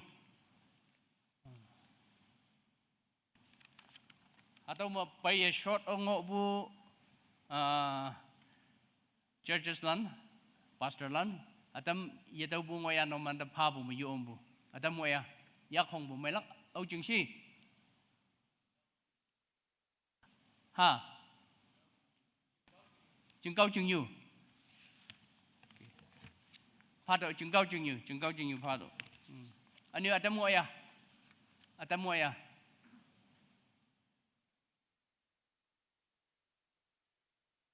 Yenang nang bai sete nang anu Ameria Adam atau kia Miss au nam meng bungo kama anu sha service ma yum bu jung ne yetau bungo kama no mana planning office ta pai ya bu ok lo cha se atau ngau sing na dam nang taman moilan mong maya mohiman taman buna anu mong maya dei bu kawang shi sha ma wa yak pha cham se kho ga yu Menyong panang.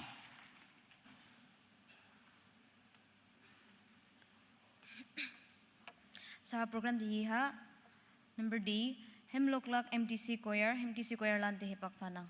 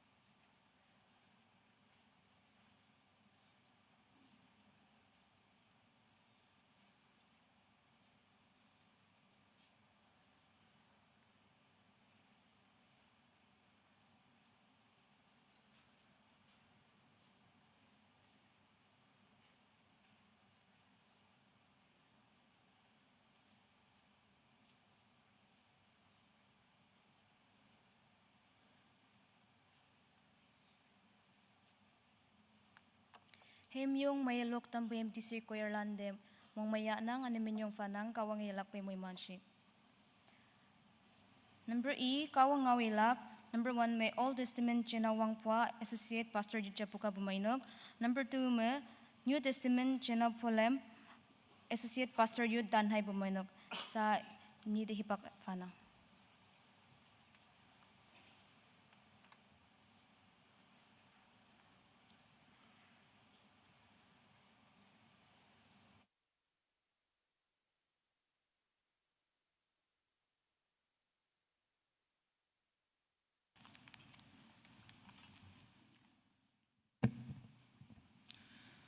Mulanda anmai tia tawe ilak lai alangba cheng chappu tuilai hem dilim phema wok aliang nit mebu tu denguye. I repeat, Psalm number 36 verses 7 to 9. O kawang nanga ilak be kan bue hangsin tuinyu nang yang tien yang sham phang me achui ayong khong gambue loching taunang wangmane nang phabu ha ying phai tuman mo monang hayange nang mepu yeng yen amai mepu nang tuman de yingne tamnang nang a ayen lili ngai pu aching hayange nang wangai kaya tumane wangai nyinang atawa kawangangonang.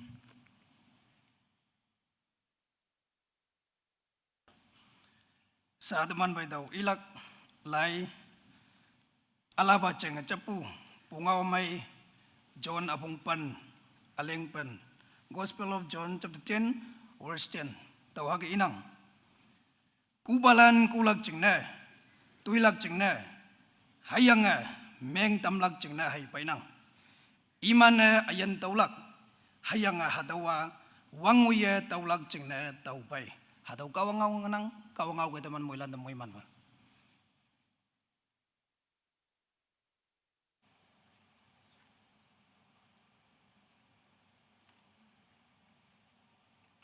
Kawang ngaw yaong chawshi itampo sausan banyi dem minyong fanang kawang moy manship.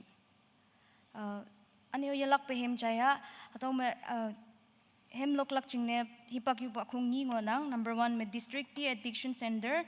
Number 2, me pache mo phatikon akong singonang imni akong de chafe me chase yalak chin hipak fanang.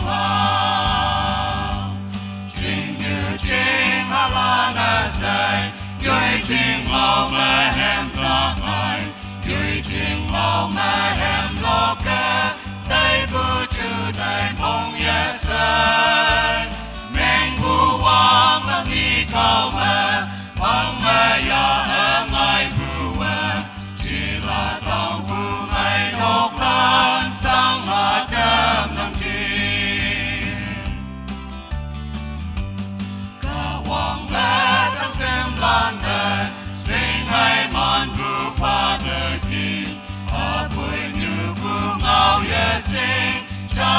li phải yên ngao ô cha mẹ tay em ngang bu hà như bu ngao sinh ốc lăng mẹ tình bu lăng như mẹ ya chi lăng cha mẹ kiếm hà chính như chính hà lan à say yoi chính ngao mẹ em đang ngài yoi chính ngao mẹ em lộc lẽ thấy bu chữ thấy phong ya say mình bu wang mà đi cao mẹ wang mẹ ya ơn ngài bu chỉ là con bu mày nốc lan sang mà thơm nắng kia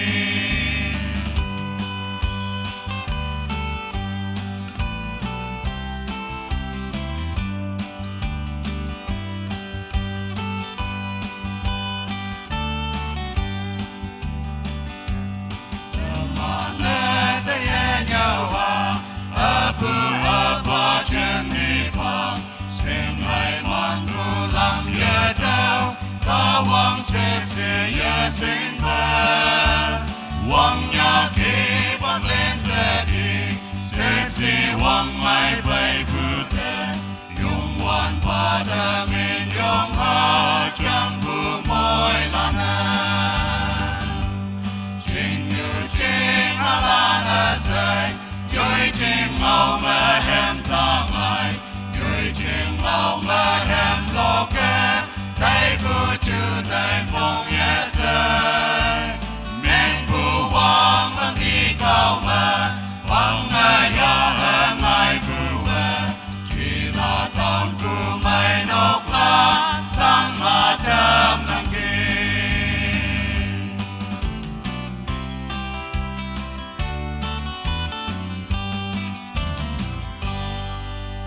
ông mười man sự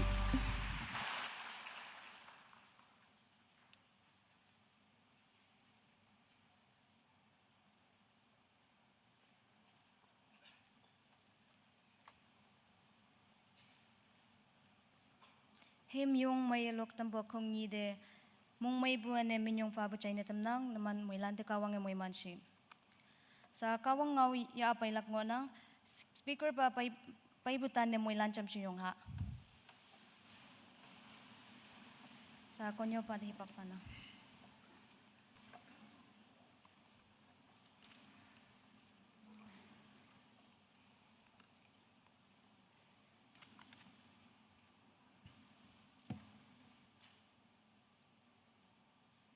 Mỗi lần so từ ngõ bộ yang bukai, anh ngài kinh doanh ngõ cái, work some pabu teman bay, Youth Convention Office Paris Land,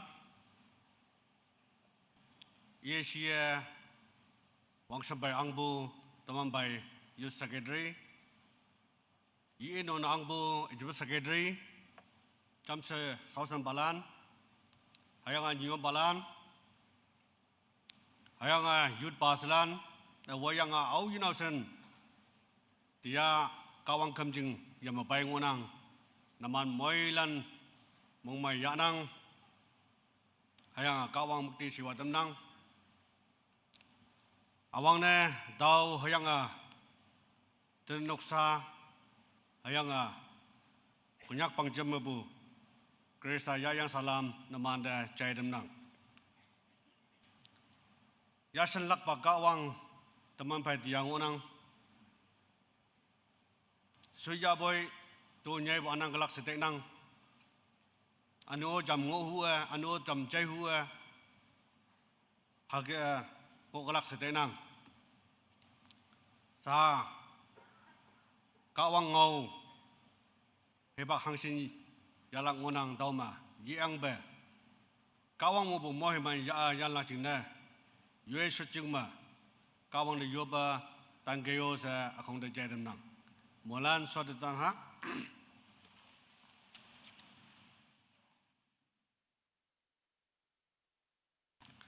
kada mabu tau hayang de noksa sing ngonang hami teman bai Youth Secretary bai yangge hayang boy kada mabu tenok noksa ising be jalalan ne myanga hake ngokolak Yong maya hak ano singyanga.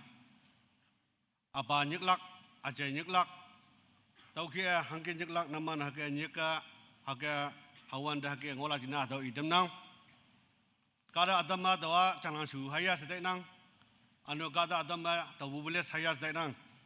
Hayang buat tau nyebu jenga tamguang Bumeinok mabungonang. Tamguang jing mabungonang. Hayang boy tau budam mabu upaya chonga tau budam Bumeinok ma tau ke member jana hak ngoyanga. Tau spiritual journey tau kia tau budam ma youth together na hak lengowan da uting convention ma talak nengai 1984 ma together na uting convention ma tayangge tau kia dingi bukia celalan cawanda tau kia yong hongli mungmai bu hebak jane ngoyangge au hiyo ian huba paru baji ngoya hak ngoyangge lokai lai bu tau kia ngoyangge hawanda ada yonga mungda tak bai bu ja tisana kunyak celalan jambu ma tawa kunyak ngau yising sa yonga mungda tak hakita yangge toge 1984 ma uting commission da tayang atau turning point jaya bua kunyak ngau singlak anu ni jaba commission betawo maidam ya bu omlak sa tayangge tayang 1985 ma Mon High School ma daw admission ya yangge ya yang Mon High School menyaw yang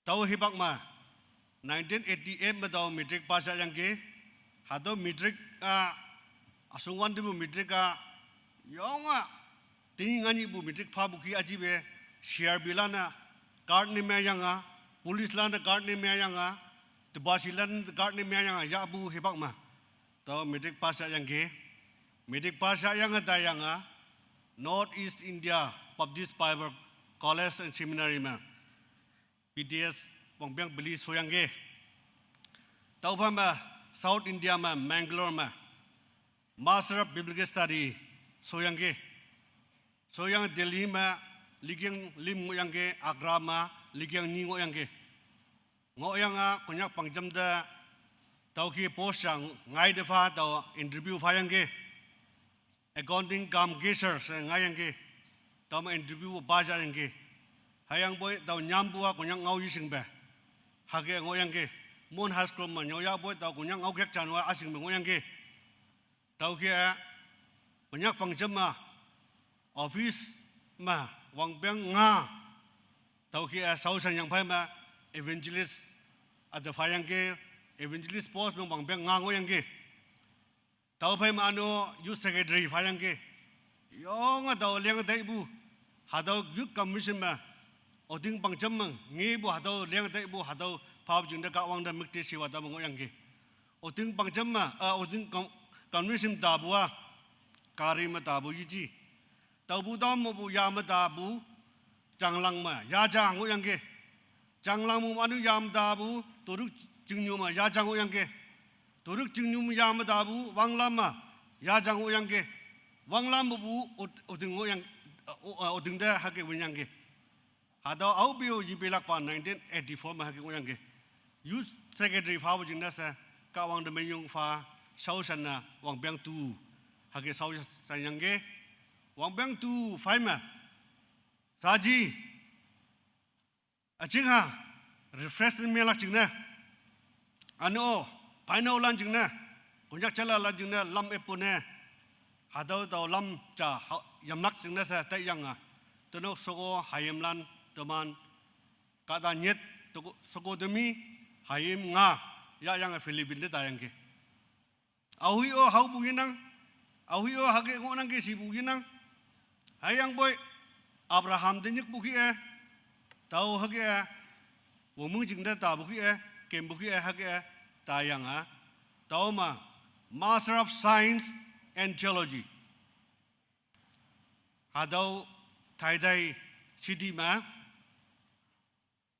hadau ABNDS Asian Pacific Nigerian Theological Seminary mi soyang ke tau pham anu ya du shau yimai bu ne anu ya du shau mai bu ne sa tau ma Philippines ma mu ngolak ne ngai bu jing na sa Manila ma anu Manila city da transport ne me yang tau ma Manila Theological College and Graduate School ma PhD yang ke Doctor of Philosophy and Theology hage ya soyang tu soko hayam na doman la yi punya Bangjüm anu evangelist tu lingkai si bujune wang beng ni anu evangelist tu ling yang ke ado soyang punya Bangjüm mission secretary lingkai si bujune mission secretary lingbu teneng wang beng nga teneng solak tau ki ka wang sep chi ge tau no si hi bak ma punya Bangjüm de bai tau ma anu punya Bangjüm mission center ma nau ya amai cha tau ki nu ne myang ka wang mo himan tembu hayim nga sukolim nadani hage ngonang sukolim ma graduate ne myang degi ano hayim ni netania graduate ne mamyang be ngonang sa dau akong de chaidam nang yup ilak pe yup po chamlak sing na tia convention pha bu hi baka kai degi hayang boy hangayin hage ngolak ngonang hadoba mo buki sokon o hage ngolak sing na singang ganeng ya san lak na do ngomuk da do no jing o ya san te nang ke hang na do ma ngomuk ma ka wanga Yashanyali Künpu Teihtowpu Wangweibu ayen celebrating the amazing love of God, abundant life.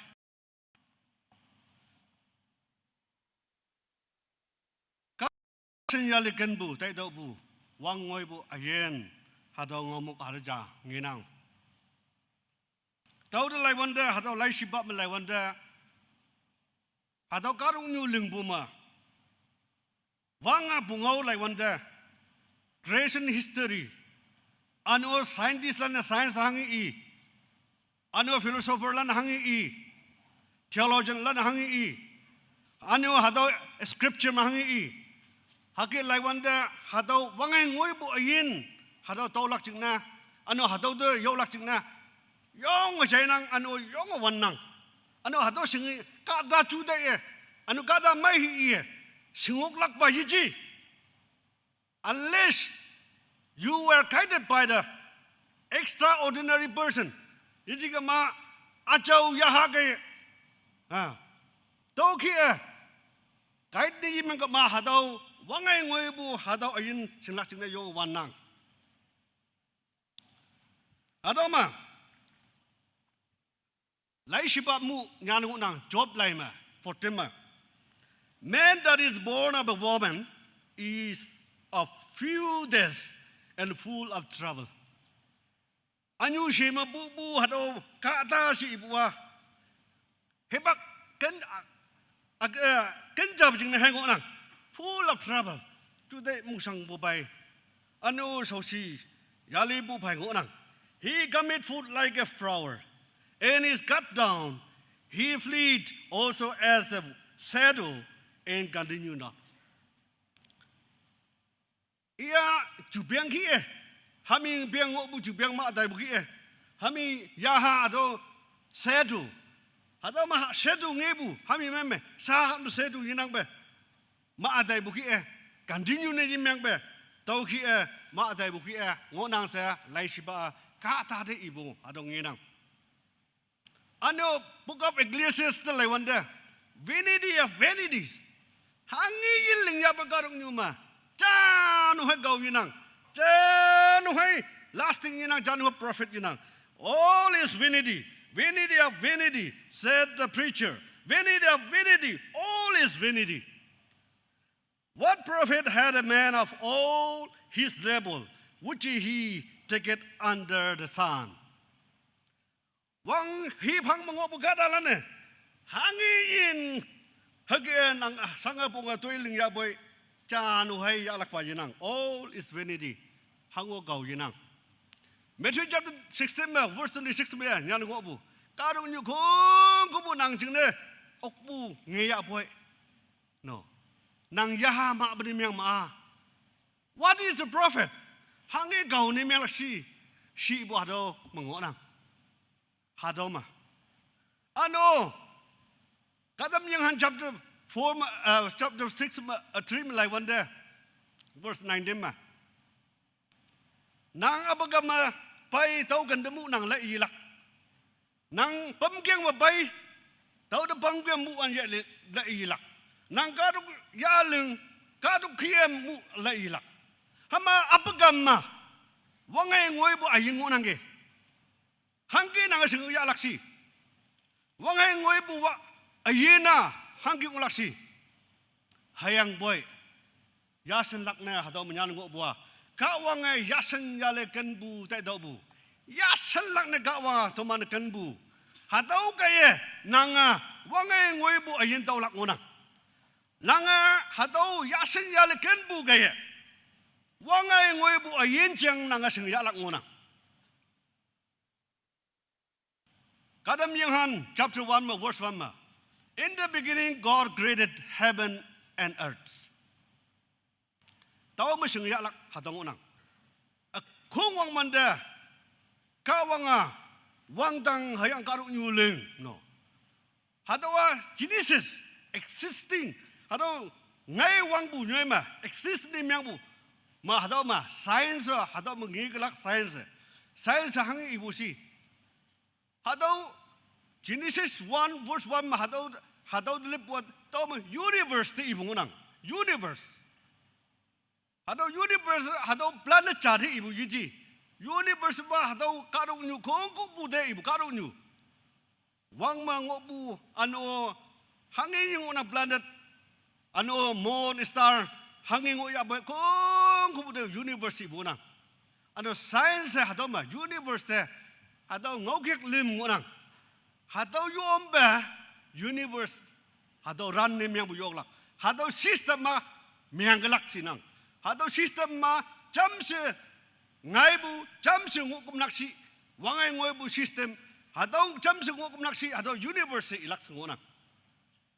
hadaw hangisi time space and matter hadaw lim kai hai scientist lana hadaw ibu ngona kaduk nyude hadaw lim the universe inang time hibak hadaw hibaka meni Dini ngani yesterday, today, and tomorrow. Past tense, future tense, and present tense anangama. Hangi yang nanga hebak etpu oklak. Hangi yang season jes ni miang oklak. Hangi yang develop ni miang lak. Hangi yang growth ni miang lak. Season na opiu time etpu yanangama. Time etpu yanangama. Hangi yang kadu nyu junglak anu kadu nyu oklak. No. Time is very important. Hadakadung universe sine. Hadoma time scientist time si ibu ma. Toman kawang ngawe in the beginning si buat time di ibu nang. In the beginning akung wang one day si buat hebak di ibu nang. Ano scientist space si ibu nang. Hadaw wang hai kadung mung hadaw space nang. Space. Awu nang. Vekam ngunang. Hadaw anang kama hangsin tobu, hangsin height si, no, hangsin bread si hadaw ising lakai. Hadaw sing laking na. In the beginning, God created heaven. Heaven hadaw space ngunang. Kawangan lengbo space. Kadung nyu gadalan na universe ma hadaw ilak idisin laking na. Sky dang maano heaven ngunang. 3 heavens, lai siba ma 3 heavens, wang dang lim ngunang. Sango bu sky do mangi bu baji, do ba yingi ok bu. Let nyu sanha tang ma anu gai dai bu. 3rd heaven dung wayang ngunang. No. Hadaw space ngo bu jing na. Nang hadaw madayang hadaw ungkai hadaw ngogai destination sing nang. Tau jing na lamma daw ki do man pok bu ha. Hadaw space ngo bu jing na pok bu ngunang. Hadaw anang ka ma to movement jinang lak. Mumpai jinang kama ayin jinang lak. Bobu jinang kama hadawa meaning anang. meaningless ngonang lim shibu ba ma earth God created earth ha kaduk lingbu hado a matter ngonang hado matter hado anang kama tumana hangki iyanga kaduk nyuma ngolak Kahwange hado Yashanyali hado Kahwange Genesis chapter 1 ma hado leng ngayangge hado matter ma solid liquid ano a gas ngonang atom ngonang ano molecules ngonang solid ngobu gas ngobu liquid ngobu ano atom molecules hado sai chimnyanga kaduk nyu ngona sinang hado ka kaduk ngok ngonang sinang hado anangama yoklak tauhe Kahwange Yashanyali hado cosmos hado universe hado world hado lingyangge ana hado kaduk nyuma ngok buka dalan Genesis melai wande mianga dai bujingna kaduk nyu khong ku karap ne miang bujingna kaduk nyu mianga dai bujingna wangnyak ya phamma lima mangpung bu dau ki sabayung bu hado miang dai bujingna sa Kahwange sepsi pai bungonang hado cosmos tang de pai bungonang universe tang de pai bungonang for God so loved the world that he gave his only begotten son for God so loved the world universe the cosmos universe de hado kaduk time space matter hado universe de jamloi gan bujingna iye halom ja anu hado lengjilak jine som bungonang Yashanyali hado ngonang iken bu hado jamlo gan bujine ani Kahwange hado wangnyak ma ngobu hado lengwande nginanggi chapter 1 verse 2 ma hado kaduk nyua wangnyak mengo no yaha anu yang tang ma flap ni miang yang bua ngo si bukai wangnyak ngo bujine Kahwange let there be light and there was light chapter 1 ma verse 3 ma let there be light wangai do si do ju wangai verse 4 ma it is good yong mainangki no iye ha design ne mianga i yak design ne mianga tau ki ana lingyangki hado wangai awishi John chapter 1 ma verse 4 ma in him was light in that light was the light of man hado wang ima ayin hado wangai ngo yangke hado wangai karung nyu kada wangai ne ngo yangke si ibu ngonang hado awidi ibu Jesus Christ hadi ibu ngonang in the beginning was the word and the word was with God and the word was with God akung wang wande ngao hayang hado ngawa Kahwange phai ngo hado ngawa Kahwange ngo in him was light ima wangai ngo yangke tauba wangai kaduk nyu kada lan jingna wangai ngo yangke anu hado ngawa kada ne meng the word become flesh kada ne meng anu kada lam bajam singo mekti siwa phai anu ngau ting phai hado kada phai ngo se ibu ngonang hado Jesus Christ kaduk nyu de ni se lengi lak chine sonu dai bu wangai ngoi bu ayin ja phadam lak chine sonu dai bu hado wangai kada ne myang bu hado ngonang tau jing ne Jesus Christ John chapter 8 verse 12 ma I am the light of the world tau kaduk nyu wangai hado universe hado cosmos ching ne iya wangai ngonang si ibu ngonang hado i gai hai lengok lak ngonang alau kaduk nyu phabu wangai ichi kaduk nyu complete life hani ok hayang ba abundant life ji pha ok lak complete phani ok well phani ok hai ying lak chingeng nyu nang hangi mong to ba nang kaduk nyu mahi i mong lak mong bu hado toi nyu nana kaduk nyu pha bu oklak hayang boy nang inner nang mung chang ma nang yaha de hadau mai lak pa kaduk nyu yiphalak hang ne Proverbs chapter 40 verse 30 ma hagi nyan ngo nang ni wan de yo ngong lim mong me ha ni wan de nu hoi nang mung chang ma sorrowful nang mung chang ma yo mung miang hai tak hai ngo chu mu ani mung chang ma ya ngo hatawa abundant life hatawa wa ngoi bu ayin yichi complete life hataw ka du nu pha bu hataw hai ngoyang ge dau jine to mana hataw lai laka hataw yong mai ko e le laka hataw ngo science to manda ka da ayin jang ibwa ka da hangil busi ka da hangil ngai busi si iwanda science to manda ibwa. Life began through energy. Energy. Ngo bukaye. Ano light. Ano biological process. Kaya ano atom. Kaya ano DNA. Ano living cell. Hadaw saygap naksi ay ayin jataw nang. Si nang. Life process chalang laka energy. Anganja. Jijigma light. Biological process.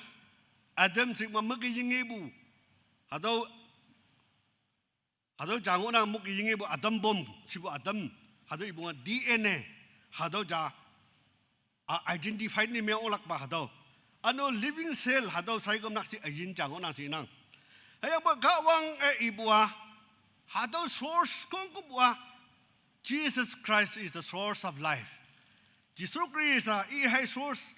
Hadaw hay kung ima hengo nang si ibungo nang in him was life, that life was the light of the man, and Kahwange to mana ems ne liyangge body, soul and spirit hadaw sayang hai liyangge daw jung ne kata body maya boy soul and the spirit yamala the science ibua hadaw body Singya boy, soul and spirit yang ia explain ne miang buyok. Science can explain you how your heart pump the blood. Science nang mungchang hangi po busi, nang mungchang I hangi game ni busi, heartbeat hangi ling busi hadaw ibu olak. Hayang boy, science cannot explain you why love exists. Mung chang po bu jing na Künpu ngai bua science explain ni me oklak science universe mo hangi ngona hado explanation pa bu oklak kongko bu ling bu oklak hayang beyond the universe hango ibu yoklak hayang ba gawanga ibua science ibu ki iji hayang boy science proof ni me okbu love. If you know love, you know God. If you don't know love, you don't know God. For God is love. John chapter 4 verse 8. 1 John chapter 4 verse 8. Nang ma hadaw love hadaw kawang fabu, hengaw ne fabu. Chachang chane fabu. Hadaw hengaw ne fabu kunang. Nang Künpu sing kema kawang sing kunang.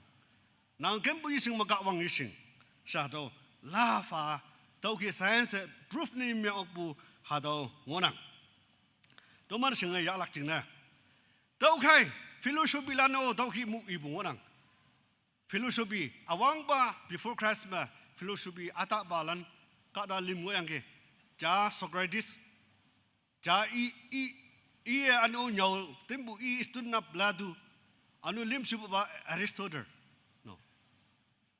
Iman lim mo yang ki, imana hangki iyanga kanu nu de explanation pabe, ya selak ne pabu ngona. Bladu mo bu sengya bu, anu bladu anu Socrates mo sengya bu, anu bladu mo bu sengya bu had Aristotle hangi ibu si. Kanu nu mo sengay mampu kung manya boy meaning anang, no. nang hado mind the high education payanga without educating the heart is not education at all. Educating the mind without educating the heart is not education at all. Hado Aristotle ibona before Christ. BC hibakma. Tao jinda hado mind masingai mabu wisdom and knowledge hado kalu new papa yong limit ngona. Kawang papa wisdom and knowledge hado limit jinang. Tao jinda hado singlak jinda hado heart de hado education palak ngona. Hado heart hangesi. It produce love. I kanbu hado sing ngai dam bu ngona. Hado love abu kam bai bu si kawang bu bai bu ngona. For God so loved the world. Kawang akan bu hado bai bu ngona. Tini hado kawang kanbu hado tomana Teihtowpu Yashanyali kawang kanbu Teihtowpu tini toma momo na. Hado kaye tomana wangai ngoi bu ayin tau bu jang sing ok nang. Hado yising kama tomana yising ok lak. Tau jing ne krisam ngo bu kenai mung jang nang ngo ya si wa hado ibu ngo nang. Ken mung krisam ngo bu kenai mung. Philippines chapter 2 ma verse 5 ma 6 7 lai du tau king la. Krisam ngo bu kenai mung jang nam ngo ya. Sab si ya yang mung jang nam ngo ya. Nanok bu mung jang nam ngo ya. Ai hada amang wonok bu mung jang nang ngo ya. Shishui ba ni mianga krisa ki e nang ngo ya. Hadawa karung nyu mu bu scientist pa bu aji. Hayang bo kawang a pa bu hadaw kenai mung jang ngo nang. Tau kay duma sepe sa bu nang. Tau kay duma moy lan di kunya tinyu jing ha mo bu hadaw sepe cham bu hadaw ngo nang. Karung nyu jing ma taw ngo nang. Hadaw mando wanda history timeline de lai wanda. Jisu Krista bungau karung nyu ne sing ne yidem bu 1400 years ngo yang ge. Tau the middle age tau the dark age yang ge Jisu Krista liang phai ma. Karung nyu hadaw kawang bungoa karung yuduk singni temla wang bung se reformation bible gaya. Hado karung yude lai siba kawang ngau singa tembu gaya. Karung yu Nyih si bu renaissance period payang ke. Hado singa ya yang Nyih si bu tau pam enlightenment period payang ke. Hado bible gaya wang de bu ong bu. Yang mung de yang jeng de yu bu wang de bu ong bu hado sing owi angge.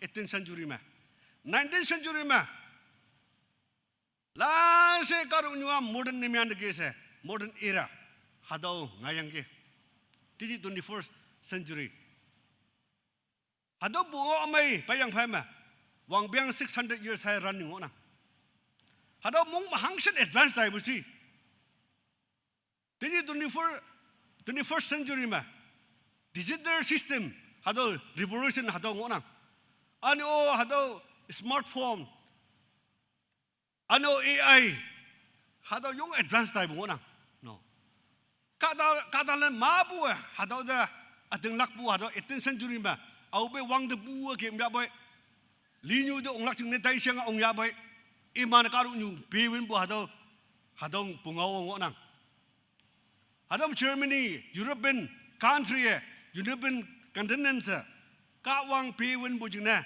God is dead. Senyan bu hado theologian anu philosophy ja nyan bu hado ngiyang ge. God is dead. We have killed him. Hado gay science. I nyan bu hado gay so do yimai bu aji hayam gay science bu joyful science. Yong hongli mung mai science hagi chun ha su. Sibu nyambu hado ngiyang ki. Toman European continent toman Germany kawang tuwe winyang ki. Hangne kawang iya. Kawang yinang we feel emptiness. Toman yung akyang matay nang. Toman ayim mahangu anang. No, meaningless. Abundant of life yinang. Abundant life yinang. Kawang tuwe de ki se. Hado imana Friedrich Nietzsche si membuka da hado iyang ki Tinyo daw kia kunyaka tuman kawang aya bu nimyang ma. Wang hengoi bu ayin singlaka yungo wanlak. Kawang anang bu hadaw akyang haing myang gelak. Daw jina kawang ya. Kawang ya lak hadaw yungo pungpung nimyang nang. Singa mampulana, singa malak jingna. Awang pa wisdom anu konjung anu malam singlak jingna. Hangi si wanda kadada me A B C D 1 2 3 si iniok. Hayang boy hadaw lai siba mu ibua kawang da nyam layak no. Fear of the Lord is beginning of knowledge. Hadaw dek ngau 1:7 mo nyan ngonang. Knowledge awang pa knowledge kadu nyu mahanggi ngonang. Singya laka kawang da nyambu hadaw hai awang pa ngokalak. AB 1 2 yiji. ABC 1 2 hadaw nyaw buma. Knowledge taw wang bu yiji. Kawang da nyam le bu hadaw lak. Dek ngau 9 ma verse tema hage lai wanda. Fear of the Lord is beginning of wisdom. Awang ba konjung hadaw singya bua kawang hadaw yam bu hai ngonang. No. Daw jina James chapter 1 verse 5 ma. If any one of you lack of wisdom, let him ask of him. Naman yo ma daw kia yuwang yungay bu ngonang ka kawang da iya. No. Kawang ibu hadaw ngau kay nanga singlak. Nang simba yising okbu hadaw knowledge nang mo olak. Nang simnyu yising okbu lingi okbu nang ngigalak. Hangne ni gudi masa yising okbu heno. Mi sing bulan hadaw yingi bu heno. Daw ni siya na pulak si bu hay. Achaw yaha ibu hadaw ngau. Kawang ibu ngau hadaw wisdom ma kawang wisdom ma yising okbu heno. Karo ni wisdom ma hangi ni siya na pulak si ibu heno. Ano Greek lan na ibu. Wisdom gaya hango ado tambang mahango yingi buheno. Tau ki Greece yakom naksi yaham ebtem la. Singa mambu ebtem la. Tau kunyak tuman hagi ngo bu aji. Sayo advance la degi. Mi kunyak mi jadhali bai kunyak wailak. Hadaw yapam magawang no endim yang ngonang ki. Konyak Bangjüm came a Bible 75 years mangway. Anu konyak jing ha 50 golden jubilee bu manang. Adam manya bungonang. Hayang bo gawang yo nga mi 100 jubilee suyang pai lan pai. So man kem ni yung netim nang. Hado yasan lakpa gawang ken bungonang. Dini gawang Yashanyali Künpu Teihtowpu wangway bu again hadawa grace ham hangonang. John chapter 15 mengubuki Ipai awingo lakai hadaw bima yisabu hadaw ima nek yungo bua alik yilak lak sibukai. Ima sango buhay alik lak sibukai. Because you can do nothing. If you are not abiding in me, I will not abide in you. Nang apai ama yungo kuma do nang pai yungo lak. Nang apai ngo kuma do nang pai ngo lak. Ano apai ngo kuma nang alik lak. Apai yinang kuma nang hadaw bi mo bu hadaw nang winlak sibukai. Nanga apai yinang kuma hango kau yido lak. You can do nothing. Saka wang ngau ibu na do wang hai ngoi bu ayen ja sengya laka kri sama hai ngonang. Ka wang ngau chai blanda ngoi man.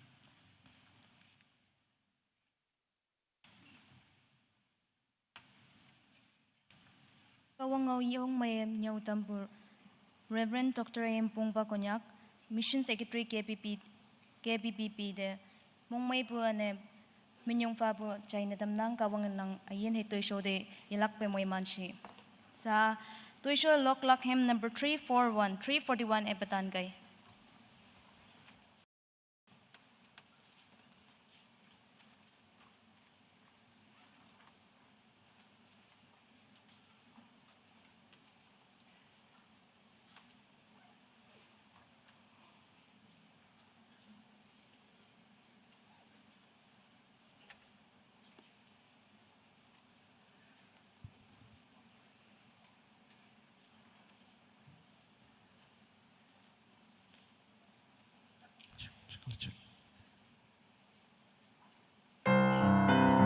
Tuman jam siyong ha.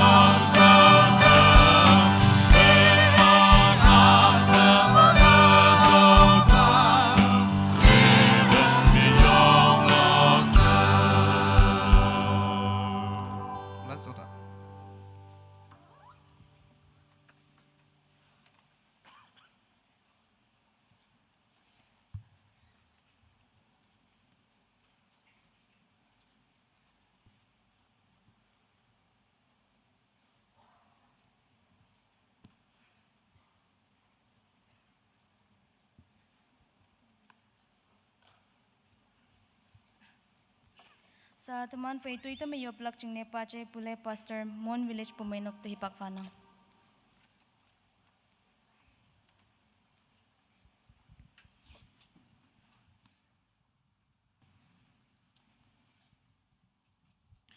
Teman bayup keneng. Yashanyali tuman de sepsi ba kawang. Nang etak pada minyong bu yong pa buai. Yalem sebuba Taitam. Yopyang awang bukia. Capai maca se. Yoppu ba mu wang yang tui wang yoppu ba mu wang yang lokal laibu tak ngau bu. Anyana nang ngau bu Yashanyali nang ngau kaya. Ma buka talanda. Sai le judai mongjang ya hadang moya. Yan yang ong busena. Moya mantam yang ke. Wang dang kawang. Nang umbu jing na minyong pa boy. Tiya nang ngau ma tuman na chay bukia. Tuman mongobu sengengan. Tuman mongobu nang aleng bu hado nang yak ay. Tuman pum. Hayang tuman mongobu karian kan. Kadok nokjeng. Tuman na mana may bu tesin na pilang bu hado grand nyoy jeng ma. Nang yuhum daw ma. Wangay ngoy bu ayan na yecheklak. Daw kay nang umbu ayan na. Ayang nyulom palom na noksa na. Ayang tuwi saw lilima. Nang umbu ayan na. Ayang chat halina miyang lakjeng na. Wang dang kawang nang ngau nyu ayong tuman bay chenda. Tak nyu chalia. Puma ngok na tamba. Ayan kawang. Nang dayup yang ngawang bu. Doi yung may sotang bu nancheng na minyong pa boy. Nang da minyong pa yang yan na Taiwan da. Tahu banyak cing nang mikti siwa minyong ampai ayam manye. Yashanyali kawang nang yayang sepsi tuman mulantang ma gay. Tuman ayan nang yakte panapai. Tui may sodang bunan cing minyong pai. Nang bumuy man yuyupoy. Tolan ese cing na sopa nang mungay yaw. phai